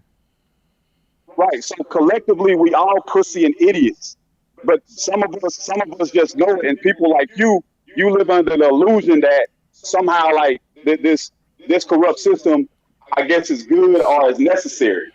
I don't believe that. That doesn't mean that I can go out and change it by myself. It's just an acknowledgement of what it is. Yeah, but everybody operates off the system, so it's not an illusion at all. It's the reality. Again, this is the thing of like people that are the illusion that it has to be that way is what I'm saying. That's what you operate under. Oh, okay. No. Again, and what I'm telling you is this, and is why I asked you a question. You still weren't able to answer it for me. If what I have is an illusion, right, and I'm wrong, but I'm thriving, and a number of people are thriving in the situation, especially regular people, right? What system are you going to replace it with that's better? You can't just say shit. What's us have to do with the fact that water is being overconsumed by millionaires and companies that's destroying the earth. What the fuck does that have to do with us being able to pay our bills to these very same people? Yeah, because again, that comes into much deeper conversation and things that you either aren't aware of or you're purposely obfuscating, right? So majority of the money issues that people have is a lack of budgeting and improper spending, right? For frivolous shit. Like if everybody lived at or below their hold on, just real quick, I'm almost done. You keep what does money power? No, you got to stop interrupting and let people get thoughts out. Like, the reason, like this conversation is Hey, probably shut the going. fuck up. No, this You stop conversation is going interrupting me. way too You long stop because interrupting you me. keep cutting I'm in. talking to him, man. No, I'm talking to you I'm because talking to nobody him. understands I don't what want the to hear that. conversation I'm is. talking to him. I'm talking to him, nigga. I This is don't a want to hear nothing but your dumb podcast. This ass. is a podcast for Right. more than just So let you me and talk to him. him. We're trying Let to me talk to understand him what's and you happening. shut the Nobody fuck up. understands because you don't allow a complete So thought. let me talk to him and you No, shut you the don't fuck allow up. a complete thought. That's Okay, the go ahead. issue. You got it. Good, good. Now let us get back to it. So my question is, I think I get what you're saying, and the only thing I just don't necessarily agree with is the trying to break the laws system thing. I guess my second like the question that I'm trying to understand is, is there a practical system that you could think of or refer to, like historically, that has worked outside of maybe the one that we're currently in? So you think this system is working? And who is it working for? So when I'm saying working, I mean functioning, all right? Whether or not it's the greatest or the Any most system can proficient. function. That doesn't make it good or bad. I'm saying that we all know that there's tremendous corruption up top. If anybody doesn't think so, then you are a fucking idiot. So if we're gonna talk to each other, so if we're gonna talk to each other as if the people who run this country, the people who have the elite, the rich, the super wealthy, if we're gonna talk as if that's not corrupt, if we're gonna pretend like that's just not common knowledge, right? Then you're either gaslighting or you're being disingenuous. No, nobody's. I'm not saying that, right? I think we can be in agreement on that. But I guess the next step, because it sounds like you're already working on this. Like it sounds like something you're already doing. Is there a name for it, or is it just something that? It's not about me, man. That's what y'all try to do in these conversations is make it an individual thing. I'm not. Listen, what I'm saying. Okay. It's not about me doing anything. All I did was just put forth the idea, like, hey, we are saying to each other, let's us do right within this system that's doing us wrong, that's fucking over the earth, that's fucking over the people on the planet and this country, and we are saying, well, let's just us do the right thing by their standards. And I'm saying I don't agree with that. What's that got to do with me saying, oh, I got a plan and I'm leading a revolution? Right. No, for sure. So I understand what you're saying, and that makes sense. Like we can share that. We can share the agreement that this isn't the best functioning system, but the thing about revolution is typically the person that is proposing the revolution has a counter idea or replace an idea. That's all I'm saying. So it's like, right? Y'all do the same stupid I'm not against shit, bro. you. Like, no, but I'm saying, bro, it's not about me being a revolutionary or having a plan. We sitting here talking about the person committed a petty crime, thought to be committed a petty crime. A 1-year-old baby ended up getting shot over. And what I'm saying is, every time we have these discussions about crime, we have discussions about petty crime from the poor and working class people. And we don't have these same discussions about the crimes, the unimaginable, huge crimes of the elite in this country. And I'm saying the same people that we pay our bills to, the people that we go, everything we hustle for, even if you're independent, if you own your own business, if you work for a company, you are contributing to the wealth of these people. And I'm saying they deserve to be fucked up. Why do I need to be a revolutionary? Why do I need to lead a revolution or have a plan to just think that is appropriate? Again, man, I think you're missing it because Chigi's not me, and Chigi's saying the same thing I'm saying, and you're calling it stupid when it's not stupid, when it's just a reasonable expectation. Well, hold on, brother. We let you finish, brother. We let you finish, right? So again, man, and this is what we saying. So if you just gonna talk about it and not be about it, why talk about We it? all just talking, dummy. That's what I'm talking about. We having a conversation. I understand that, I understand it. But you're doing something No, different, you right? don't agree with it. And that's the stupid Well, no, it's not. argument y'all make. That's the don't agree stupid with it. argument y'all make. Is why you not leading the revolutions? Why you not? Yeah, because you're. Right. So we are all just having a discussion about something. I didn't ask you why you're not going out there making sure people are not committing crime because you believe they shouldn't commit crime. Yeah, I never, because I'm reasonable and I understand All that right, so crime is why something that's ask me what inevitable. the fuck I'm doing if And I'm I would, presenting an idea the same as y'all are? No, so actually you're doing the opposite. You're suggesting something that's unrealistic, and you're talking about doing something to go up against a system that is comprised. Let me finish, brother. People committing crimes is unrealistic. Let me finish, brother. So If you're talking people about committing going up crimes against. unrealistic. That's what I suggest. Is that You're unrealistic? talking about. You're talking about going up Suggesting against. people commit crimes. Is that unrealistic?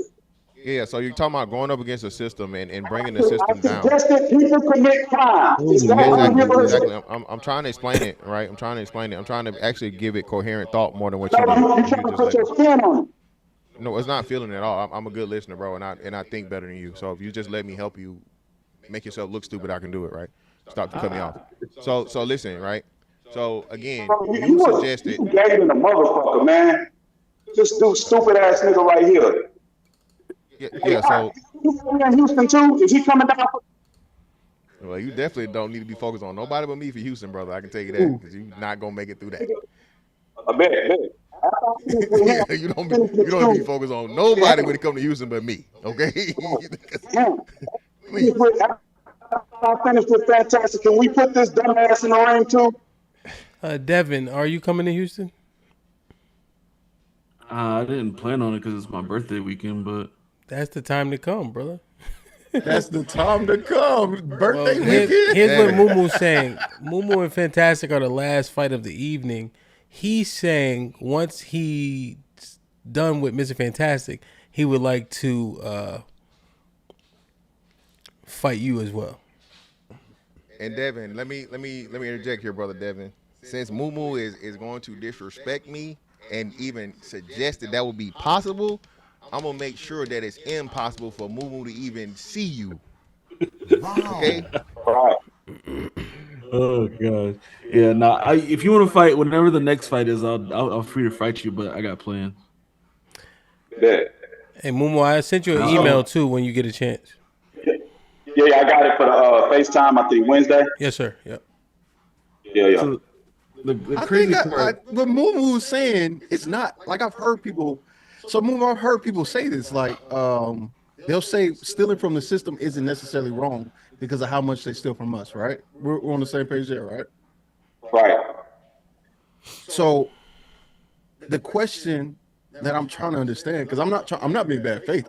I've heard what you're saying before. I just don't know what they're saying. Cheeky. Are you saying we should just start there? No, Cheeky. Yeah. Here's the problem. Their problem is this. I don't even know if they disagree, like said it wholeheartedly about disagreeing. They're saying that what he's saying is nugatory because he's not doing it. So it could be dismissed because if he's not doing it, right, it's just talk. And most people say, well, you just saying the thing you unwilling to do. Why are you saying it? That's what Devin was trying to say. Or not that he was trying to say. I'm saying that's what, he was. Yeah, but what I'm saying, what doesn't make sense is to bring that up and make it an individual thing when he's already expressed the thought or idea. It's a thought or idea. The only thing that we should do is figure out the validity behind it in the next steps. So asking him on an individual level what he's doing doesn't necessarily. Most people want proof of concept. Well, not even that. So actually, Cheeky, it's a part of the whole, right? So being that it would take a whole bunch of people in order to do what he did, the vast, if not the majority, a large minority of people to overthrow the entire system that the world is running on, Cheeky, you first have to be already stepping like that. Because if you don't have the conviction to actually be to where you out here finding the elites and exposing the elites and saving kids from getting ate and raped and all this other shit, brother, you gotta fall back, man. You gotta show because Cheeky, what we know is right. This would be like a military operation, bro. You know what I'm saying? Well, yeah, Cold and that hot. and that's what I'm trying to understand is like Moo. So I hear. this is what I'm saying. And when y'all come to Houston, I can have the people who are actually involved come to the fight and show proof. We've actually done sting operations. Okay. We've done sting operations for trafficking and all those things. But I'm not trying to make it about me. What I'm saying is it's the idea. The idea that we shouldn't be committing crimes against the system is ridiculous. It's just us being cowards and pussy. So Moo, that's the part that I'm trying to get. It's hard for me to be on board, and maybe this is me personally. It's hard for me to be on board when I don't understand what's next. Like, let's say I start participating today. The only outcome that I'm aware of, right, because this is my limited experience, is going to jail. If there's more to it than that, then I'm willing, right? Because if you think about it, every civil rights movement, even because it sounds almost Marxist a little bit, not your idea, but the idea of what you're saying. It sounds very communist Marxist. I'm not necessarily against it completely. I need to do more research to say I'm all the way against it. But, it is. But if that is the case, I'm trying to understand what's next. You know what I'm saying? What's next is if you have an opportunity and a good opportunity to get away with getting over on the system, do it. That's all I'm saying. Okay, so is this a good example? So is this a good example? I know somebody came on the panel and said, "Hey, I put my kids' home address with their grandma or whoever because the better school system is there." Would that be an example of that? That's what you mean, or something different? No, this if they want, no, I'm still in tune. Still, whatever you can do. Whatever it is, okay. I get what you said. Okay. Yeah, I mean, okay. We do. I mean, that's the game, right? So like the stealing aspect, right? You have Pampers, and then you have underreporting. You see, right? Depending on where you put your money, you can keep or not keep based on if it's before tax, after tax, what's taxable, right? You could put your money in certain places to where it doesn't have to be taxed. There's several things that people do, which these are like, there's loopholes and then there's just straight up evasion that people do. So is that the type of crime Moomoo's referring to? No, but Hamp, you actually proved the point of where, again, the system has loopholes and has things which you can use within it to protect yourself if you just know how to use them. Niggas want to, fought the police and fight the power and all this shit versus just using versus just using the things within the system that you can use to your advantage. Bro, telling niggas to go out here and risk their freedom, bro, and that be the way when you don't have the resources, you don't have the resources, you don't have the network, you don't have anything to protect yourself. You are a general that's sending his motherfucking soldiers to slaughter, bro. This is horrible advice. No, you do not fight the system by violating the system that controls you. That's idiotic. So fantastic. All I'm saying is, the only thing you're saying is, let these people fuck us over in peace. I'm not saying that. That's not what I'm saying. That's exactly what you're saying. Tell me how you're not saying that. Tell me how you're not saying that. Because what I'm saying is this. What I'm saying is, there are ways within the system to tear it down from within inside. It's just not the way you talking about, which is stupid and dumb as hell. It's been plenty of people that did it. You're saying loopholes illegal. What I'm saying is we should use loopholes and we should use what's illegal, what's legal, whatever we can. He's saying there's no obligation because there shouldn't be a moral obligation to an immoral system. I understand what he said, shoulda, coulda, woulda, Cheeky, but what is? No. So this is the problem I always have. The problem that you have being realist, bro, Motherfuckers hate when you destroy their dreams and their fucking just frivolous fucking ideas that don't make sense, Whose right? dreams are you destroying, though? Huh? So whose dreams are you destroying? Because the people you're talking about, fantastic. The people that you're talking about, the police, the politics, power. Yeah, bro. Listen, I understand. So when you say we shouldn't do it, you're saying, simply saying, let them do whatever they want to do, and we just need to sit down and take it. For the fourth I'm not saying anything specific.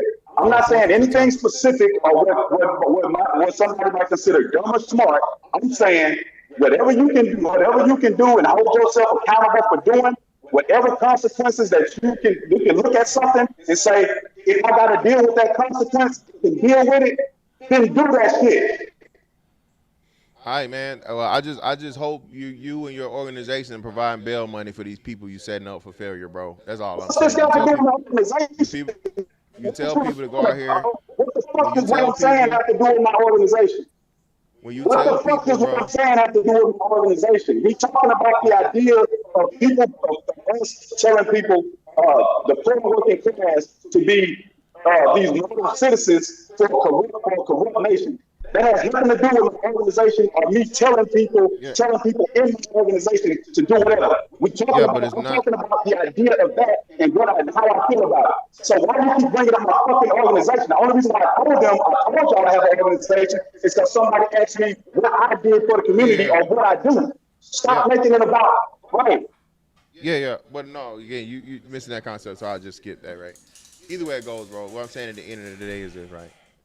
The way you're going about it, or your proposal is it's unrealistic, right? It's unrealistic, and you're going to lose more people. You're going to lose more people, and you're going to sacrifice more people than winning battles and ultimately the war, right? So if and when you understand that, dog, it just changes a whole bunch of shit versus what you're saying. Right. So you saying that you trying to say because I think we should fuck over the system whatever chance we get. That means that it has to be a huge organization, or we got to be a heavy group of people. It can't just be that you in a certain position where you can change numbers around and you make sure those numbers go to your favor instead of the company's favor. It's as simple as that. Let me, and I'll clean it up to circle this all up. The reason why you have to have your own system and organization to support your movement, and you can't just be doing it willy nilly and ones and twos. Because ultimately, no, you can't understand nothing I'm saying because I haven't finished my statement. Like you get mad because somebody comes back at you, but you just interrupt every single person that's talking. Chill. Calm down. Do some push-ups in there. If that work ain't working, you going too crazy. All I'm saying, like I'm just literally making a simple point. You just can't listen to comprehend what I'm saying to actually give a real rebuttal. I think the biggest issue why you have most of your disagreements in life is because you don't listen to respond to what somebody's saying to you. You just listen to respond to idiots. So ultimately, I'm just keep talking. There are people you're not going to actually listen, just so everybody else can hear my point. The overall issue is if you're just going to be a onesies and twosies doing your own thing, trying to go against the system. There's other people that look like you and follow you that still live under that system. And what happens is when you mess over that system that they may be pulling from, are benefiting from, you're ultimately screwing them. Ultimately, that's what you're doing. So, for example, like when they find a whole bunch of fraud within a system, if you're like Medicaid or Medicare, or if you found fraud, whether you believe it's real fraud or not. That money could have been allocated to people who actually need it, not people who are, screwing over that system. But those other people that actually use that money, the rich people ain't using that money, but the actual people who need that money that you're screwing that system over, they're not getting it. Right. So you just wanted to bring in a made-up hypothetical scenario that specifically says, "Oh man, when you do this, you screw over the poor people." In which that's not what I advocated for. You just made up that scenario to fit your narrative. It's cool. You good. No, that's not what he did though. But that is what he did, because every situation where you take from the system doesn't involve hurting everybody that doesn't involve common man. Yeah, but listen, we going by what you said. So listen. Let's just go back just a little bit, right? You said take from the system or break the laws in order to overthrow the system, correct? No. Okay, so all right, so correct us in our misunderstanding. What was your original premise? Because that's what I heard. So maybe I apologize if I was wrong. So go ahead. I said we should fuck over the system, whether it's crime or whatever, every chance we get. I didn't say in order to overthrow them. Okay, so all right, so better yet, great. All right, so you did say take from the system and steal from the system, but not the overthrow part, correct? Right. I didn't say do that in order to overthrow them. No. All right, great. So what is the outcome or the hopes of the taking and fucking over to do what? Since it's not overthrowing. What are we doing? Quality of life for the person that's doing it. Huh? A better quality of life for the person that's doing it. If I can fuck over the system for $10,000, good. That's good on me. All right. So this is for hold on. I got it. So the same way it works. The same way it works. I got you. And Donald Trump and all the niggas. I got you. Okay, so cool. So everybody is taking from the system and fucking over the system for individual gain, correct? No. Correct. Yes, they should. All right, cool. Yeah. All right, now, since we're not overthrowing the system and we're not changing the system, that means the system still is current and exists, correct? So that's the different conversation. I do believe we should overthrow. That's not the conversation I was having. That's the one y'all was trying to put on me. But go ahead. But you can continue. I'm just making sure you know what we. Okay, so the system. Yes, the system still exists that is so corrupt and so fucked up, right? That we stealing from. Right. Great. Okay. Right. So being that now we know the system is corrupt and fucked up, and we still in it, we stealing from it. What happens when that system punishes you from stealing from it? Now what? Just said, do whatever you can be held accountable for. Whatever you comfortable being held accountable for, anybody who's willing to do it, do whatever you comfortable with being held accountable for.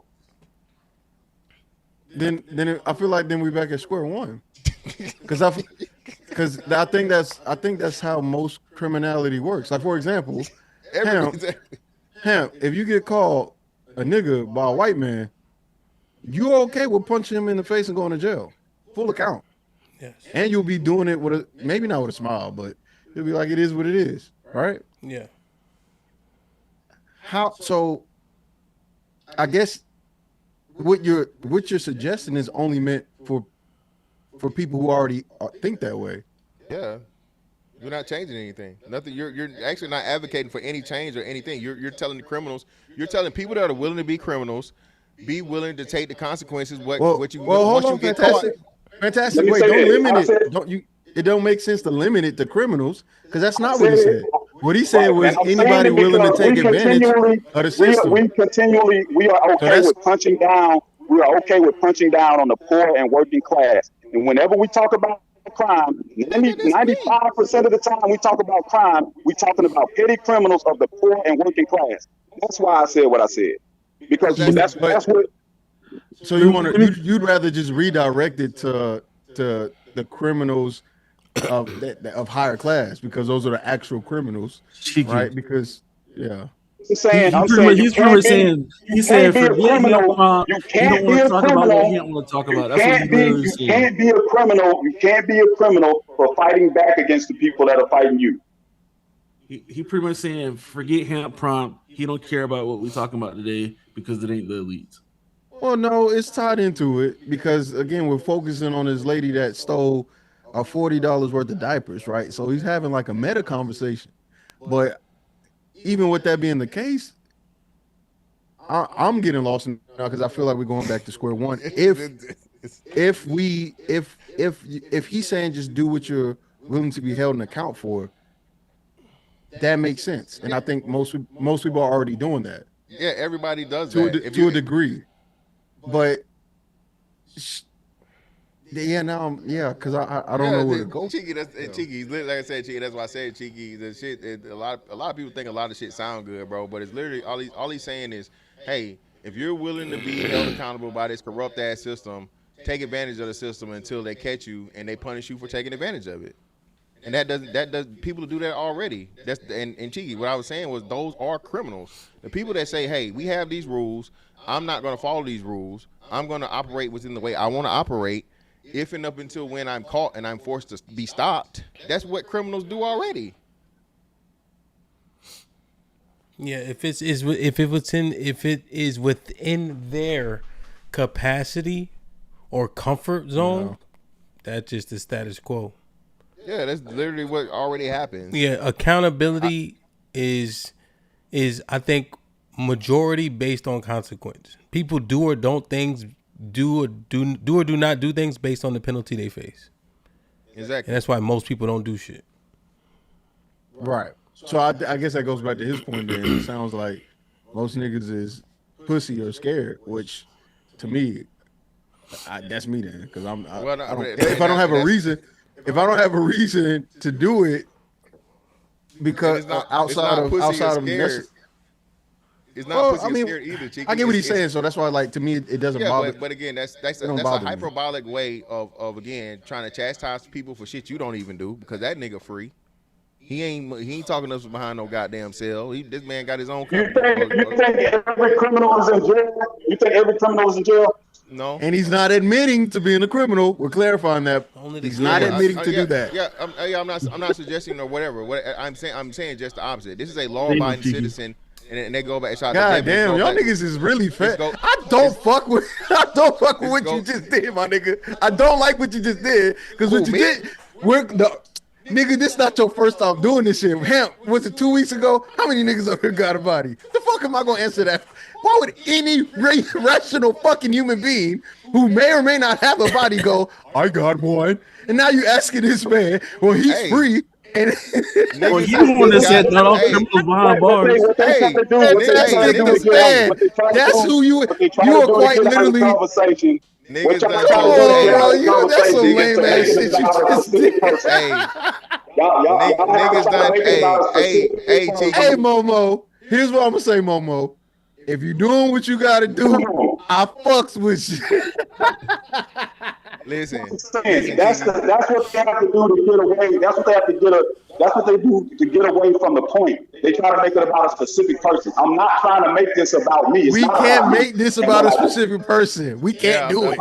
We're not going to do it. That's what I'm saying, bro. At the end of the day, niggas love telling other niggas what they need to do and they not doing it, bro. That's what Devin was trying to prove. You can't be up here telling motherfuckers, go up against the system. He can't trust that shit with me, though. He can't trust that shit with me, and that's the only reason why I said what I said about what we did for the city. You can't. But you're talking about doing something positive. We're not talking. You're talking about positivity when your suggestion is negativity, brother. So even in that, you're contradicting yourself because you're not even taking from the system. You're not on no Robin Hood shit. You're just doing positive. You're doing positive things and righteous things for your community, brother. If I knew somebody that raped a little girl, right, and we took care of her, is that wrong? No. Well, by law, yes, but by right. So the law is not the decider on what's right and wrong. Yeah, and that's what I'm saying. But and I got you. I understand on that. It's people that do fucking like videos recording that shit, right? Getting those people arrested, locked up, and so on and so forth. And that is admirable thing. That is something that I believe needs to happen within the community more often, right? Protect our children, right?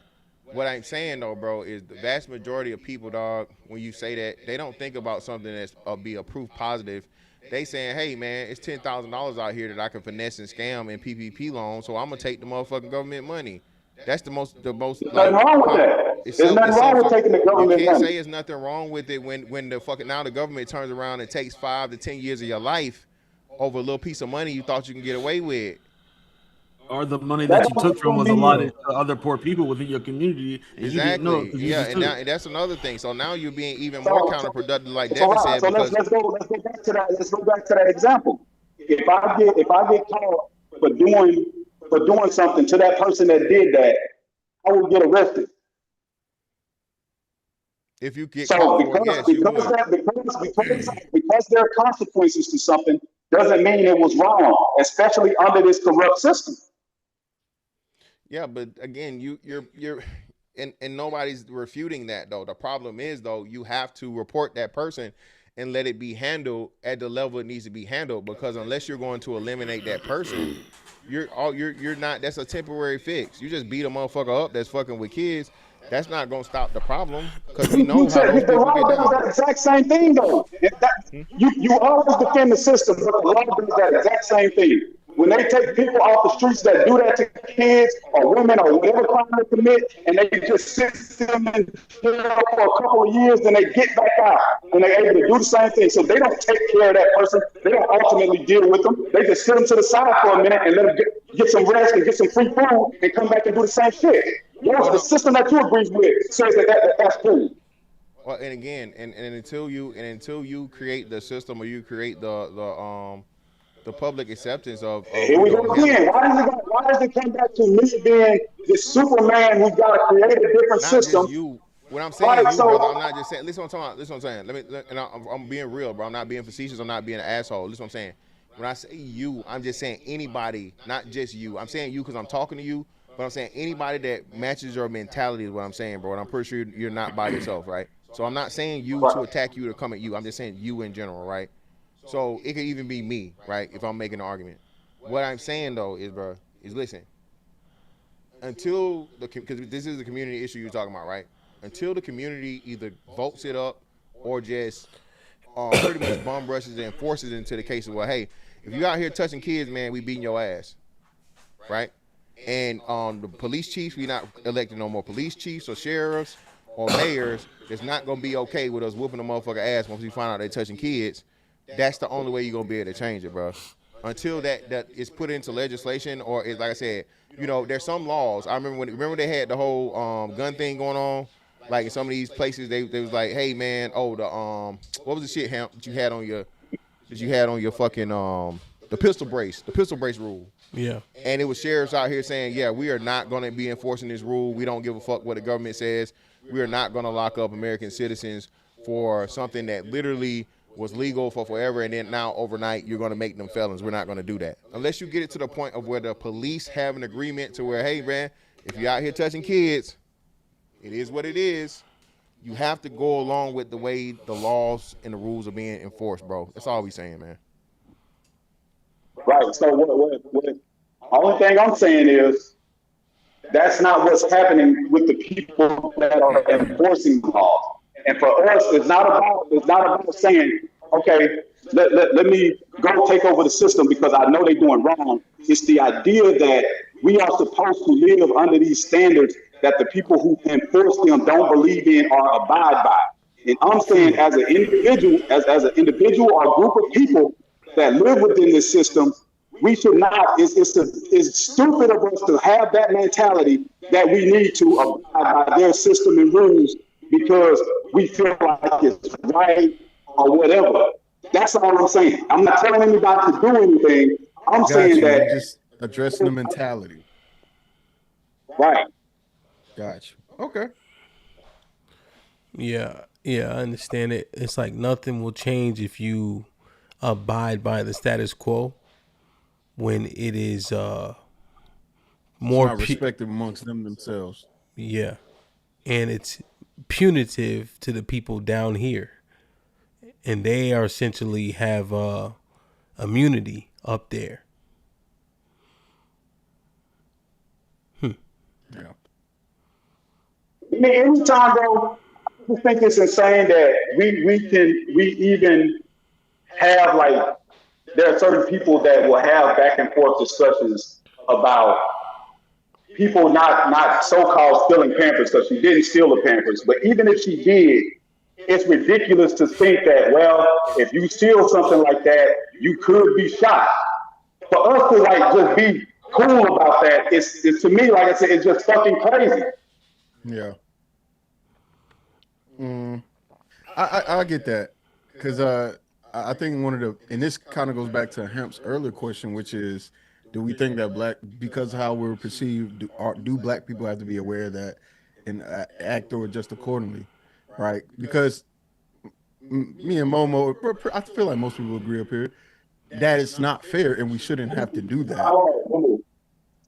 But the fact of the matter is we do. So in the same sense, like black people, almost in every high profile case, if they're not a perfect victim, then people are bound to look at them as not victims at all. Like even with the kid that put the water bottles back, he did everything right, brought his book back, left it at the front. They told him to do that. He did that. Grabbed water bottles. The lady was watching him. Maybe he knew that. But he put it back. So under all circumstances, he's an innocent victim. But a gun falls out. Now he's not a victim at all. Now he's a criminal with a gun, although he didn't commit any crime. Exactly, Cheeky. And that's why you got to be right from the onset, bro.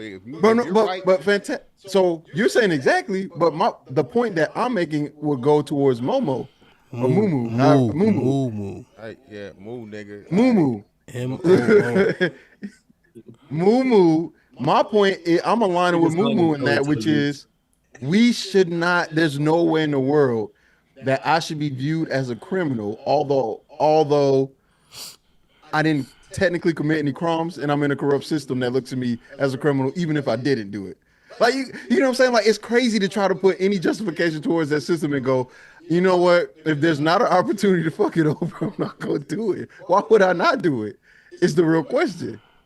Yeah, but and Chiki, I respect that and I understand that, right?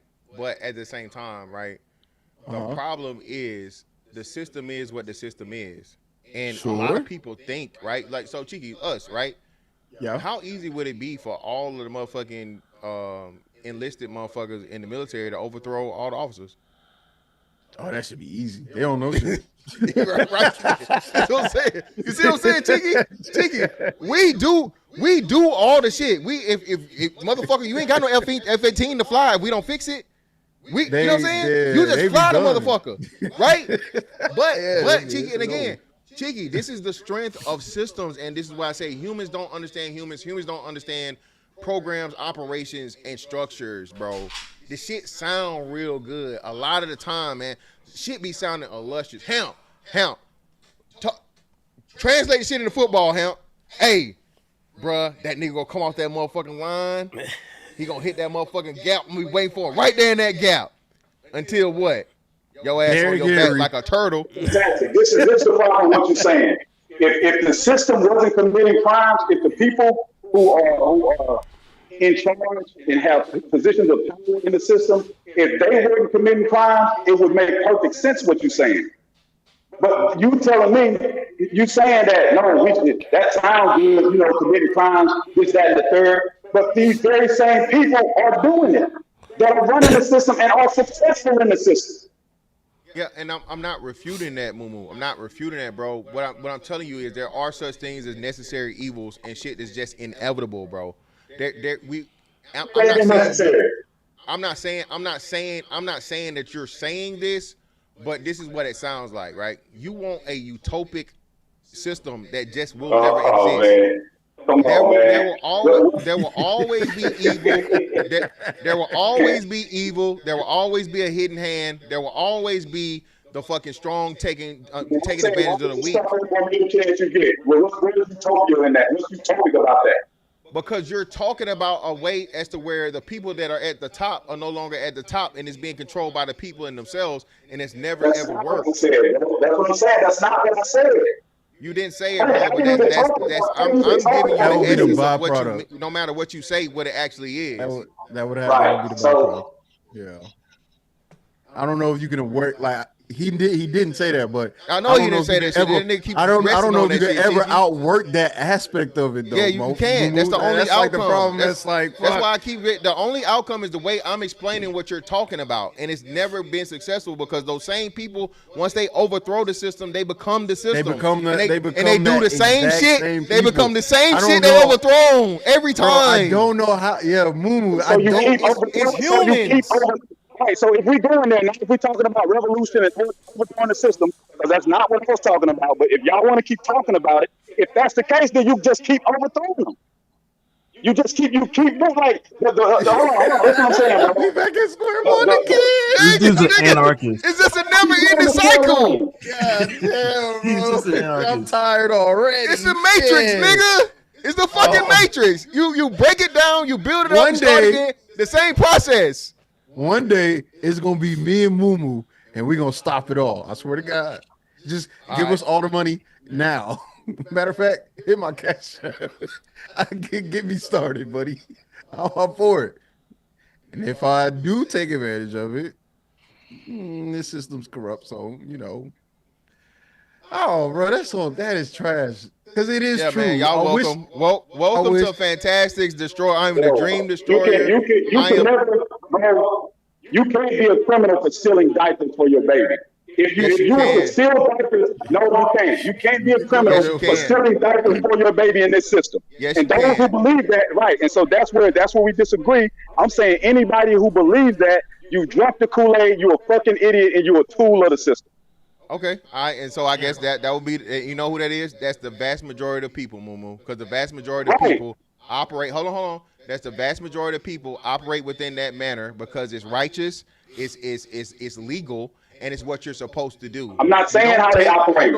Hold on. So you're saying people that are righteous and lawful are stupid and whatever. Again, brother, you're the problem. The thief, right? The thief has always. Hold on, brother.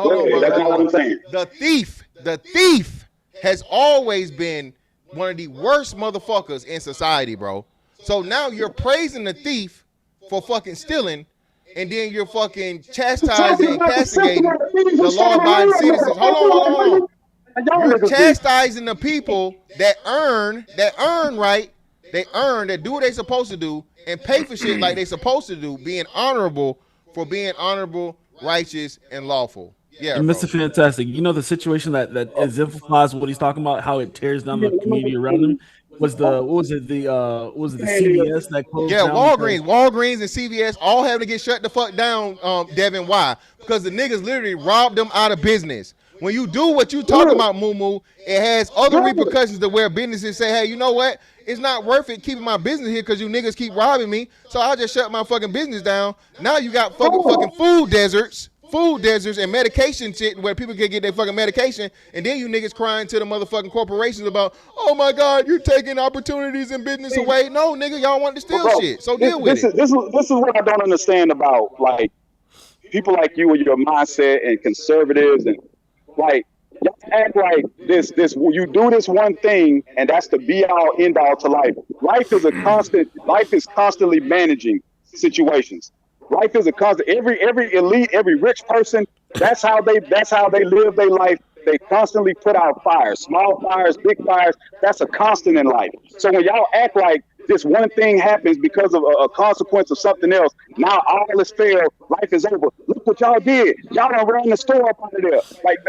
That's the end all be all. That's not how life works, bro. You do what you do. So hold on, bro. Like you do what you do. Something happens, there's a consequence, there's a reaction, there's an effect. You deal with that, and you keep dealing with shit as it goes, and you stand on your principles and keep working that shit. I don't understand how y'all don't believe in that. Because y'all don't believe it. Y'all don't believe. No, y'all believe in it when it comes to them because that's exactly what they do. Every day in this system, people do things against it. People try to get over on it, and they keep trying to combat that shit. They wake up every day to try to stop us from us not being under the thumb of their oppression. They wake up every day and think about that. It's a dude that wakes up every morning and his job is to go find a way to build a bomb that'll destroy everybody in the city without destroying the building. There's people that's waking up every day trying to figure that shit out. And what we saying is because we fuck up greens and they move their store, man, look what y'all niggas done. Y'all need to give up now. Y'all done made a Walgreens lead the neighborhood. We're not the ones that complain about it. We're talking about the black people in that community were upset because it don't matter if they do though, bro. It don't matter if they complain about it. The people that live in that community. We're not the ones. Think about this: when you're speaking about things, you're talking about this mystical. We're going to do this to take over to circumvent the system. Yada yada. No, what we gave was a real life event of how black people in that community were negatively affected by people who acted and thought like you. Bro, I never said, y'all keep talking about taking over the system and it's mystical, utopia and all this shit. Y'all keep I said doing that. circumvent. I said circumvent. Different word. Y'all keep doing that. I'm saying that the mentality of living in a corrupt system that's oppressing you and thinking you shouldn't do shit against it is insane. They say nothing about utopia or government. That's y'all keep saying that shit. We've all because we already explained it to you, bro. There's actually only one way to do it, and the way to do it always results back into the same result, brother. It's a never-ending cycle. You're complaining about something that's comprised of human behavior. I literally just told you that, and Cheeky concurred. Okay, you're talking about, and that's why I say it sounds good, but you will have to have a perfect person that has no aspirations of power, has no. Hold on, bro. Let me finish. I'm almost finished. No aspirations of power. Inability to feel or experience greed. Right. All of those things, bro, which is impossible. Fantastic. The people in power have this mentality. The people in power don't have the mentality of, hey, let me just do what's right. They don't have that mentality, bro. I'm sorry to make you aware of that, but the people in power do not have the mentality of, let me do what's right and what's by the book and never break a law. They don't have that mentality, bro. That's not true, though. You living in fantasy land then. No, that's not true because you're speaking as if it's all of them or most of them. There are people. The inception of this country is from people that broke laws. What are you talking about? Everybody's broken the law, bro. Right. So what are you saying? So that actually hurts your argument because now everyone is corrupt. If you say so. If everyone is broken the law, hold on. If everyone is broken the law, from the poorest man to the richest man, we're no different. We're all the same, and that's what we keep trying to get you to understand. We're not all the same, bro. Yes, we are. Again, Mumu, I promise you this. You talking about made up morals. I promise you this. You talking about made up morals. We're not all the same. I promise you this. People think and act at their level and at their ability. If you make a regular smuggler person into fucking Elon Musk or into one of the Rothschilds and the Rockefellers and shit you talking about, the DuPonts, bro, they gonna be on the same shit. Why? Let me ask you something. Why? Because now they can. People only act the way that they have to act for the sake of their survival. Once you take that fucking limitation off, they can do whatever the fuck they want. That's when you find out just how motherfucking unrighteous motherfuckers are, bro. So that's what I'm saying is, do you believe that about yourself? So the people we talking about, because we're not gonna pretend like the Epstein list don't exist and it doesn't have hundreds and thousands of these elites on it. So if Fantastic was in this group of these elites, you would be doing with them children? No, I wouldn't, and it's a fucked up. So how is that? Maybe. No. I would have all the. You just said if we had Elon Musk power, we would be on the same shit. I'm saying that you saying that. Momo, you're using the Epstein group, bro, and not something that we talking like fucking oil fields and money and fucking. These people are in the oil fields. What are you talking? Man, come on, bro. That's what I'm saying, man.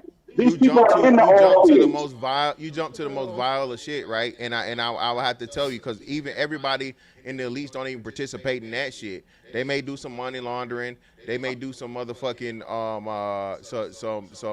what you call this shit? The black market motherfucking organ dealing, but they don't fuck no kids, bro. Everybody don't dibble and dabble in everything. So what I'm saying is fantastic. When we look at that list, though, we see people from all of these industries. Oh, go ahead. I'm rap. Hey, Mumu, so I sent you the link for Wednesday, good brother.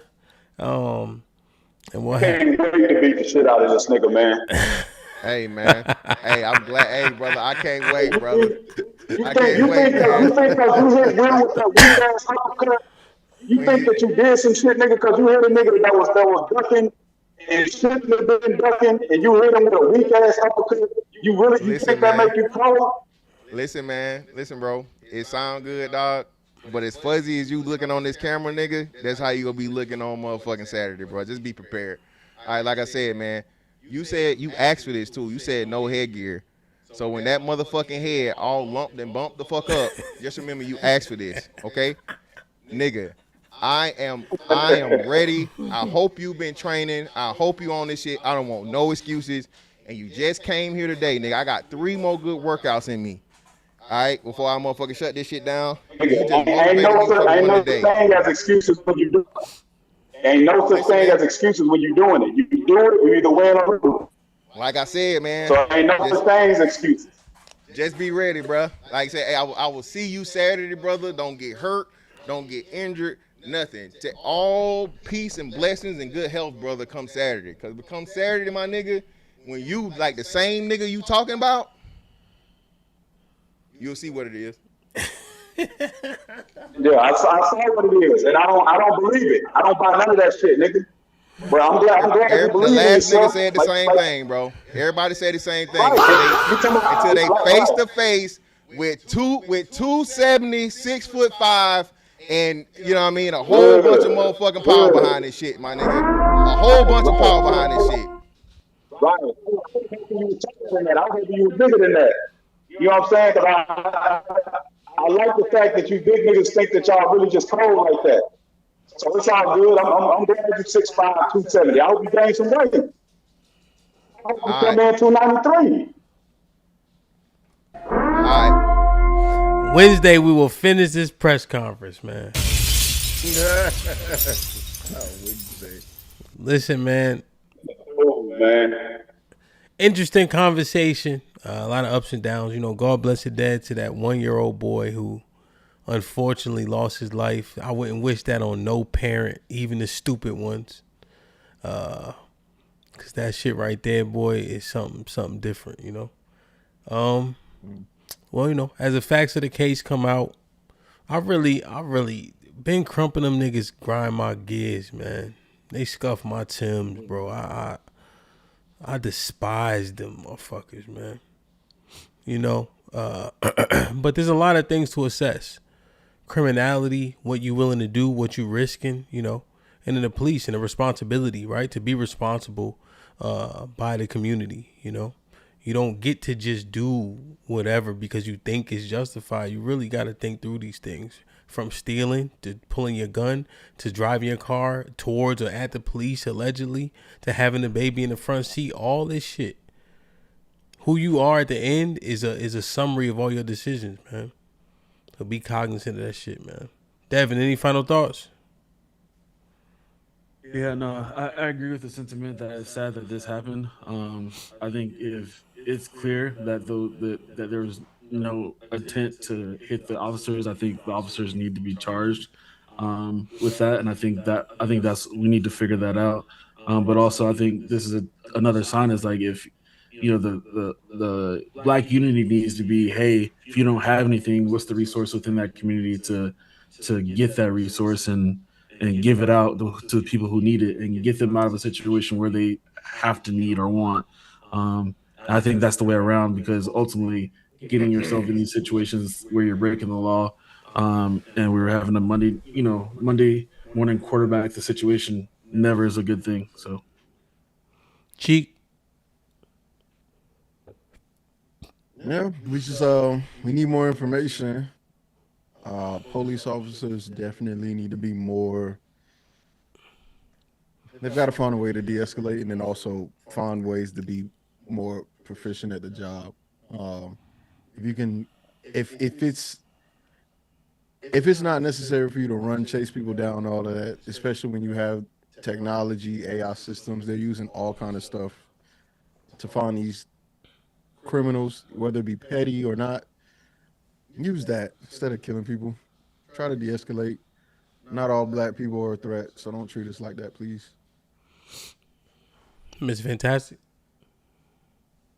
Yeah, man.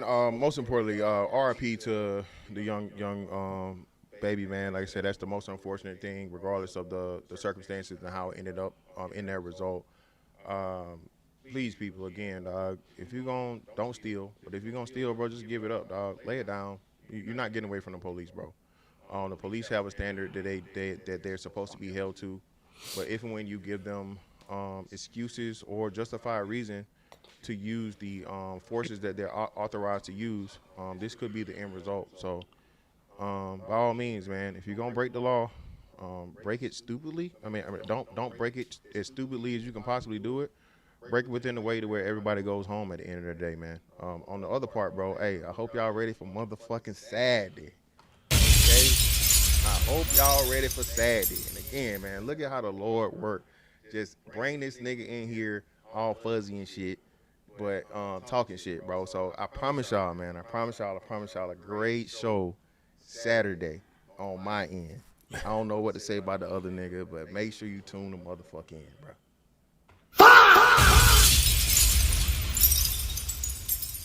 Rolling Stone with the $2 says, I get it now. He doesn't want to pay bills. Old dude with the $2 says, you can only steal oil. Josh with the $2 says, Moo speaking in platitudes in a way. Matreon with the $2 says, cheeky screaming entrapment.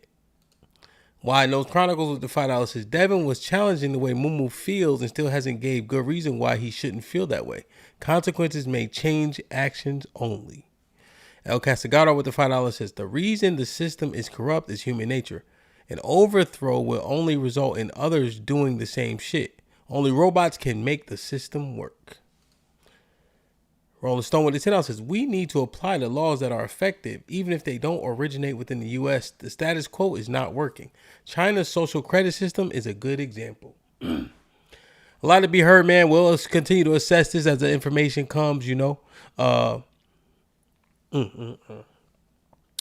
Get your ticket. I don't know if you're around Houston and all that. I don't even know how much flights are nowadays. But look, walk if you got to. You heard? Mississippi ain't that far. Alabama ain't that far. Connecticut ain't that far. You know what I mean? Walk. I think it's a nigga from Philly walking across country now. Join that nigga. Just stop in Houston. That's all. Yeah, no? Because we about to have a ball. I love y'all. I appreciate y'all. Be safe and do the right thing, man. Like, share, subscribe. Tell a friend to tell a friend. And we out. Oh, we can kill all this. We can kill all this. Say like, do you want to be next? Anytime you ready, baby. I was supposed to be there. Cool. I'm with it. I'm with it. We can do it. Knocks out everybody and no one can whoop him. That's when that little Cassius Clay from Louisville, Kentucky came up and stopped Sonny Liston, the man who annihilated Floyd Patterson twice. He was going to kill me. He hit harder than George.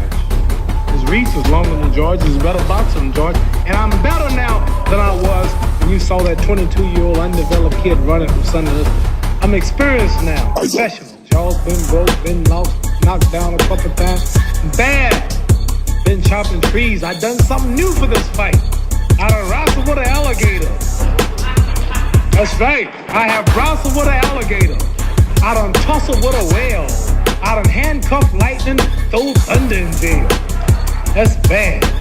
Only last week, I murdered a rock, injured a stone, hospitalized a brick. I'm so mean, I make medicine sick. Man, dude. Fast. Last night, I cut the light off in my bedroom, hit the switch, was in the bed before the room was dark. Incredible. Fast. And you, George Foreman, all of you chumps are gonna bow when I whoop him. All of you. I know you got him. I know you got him picked. But the man's in trouble. I'm gonna show you how great I am.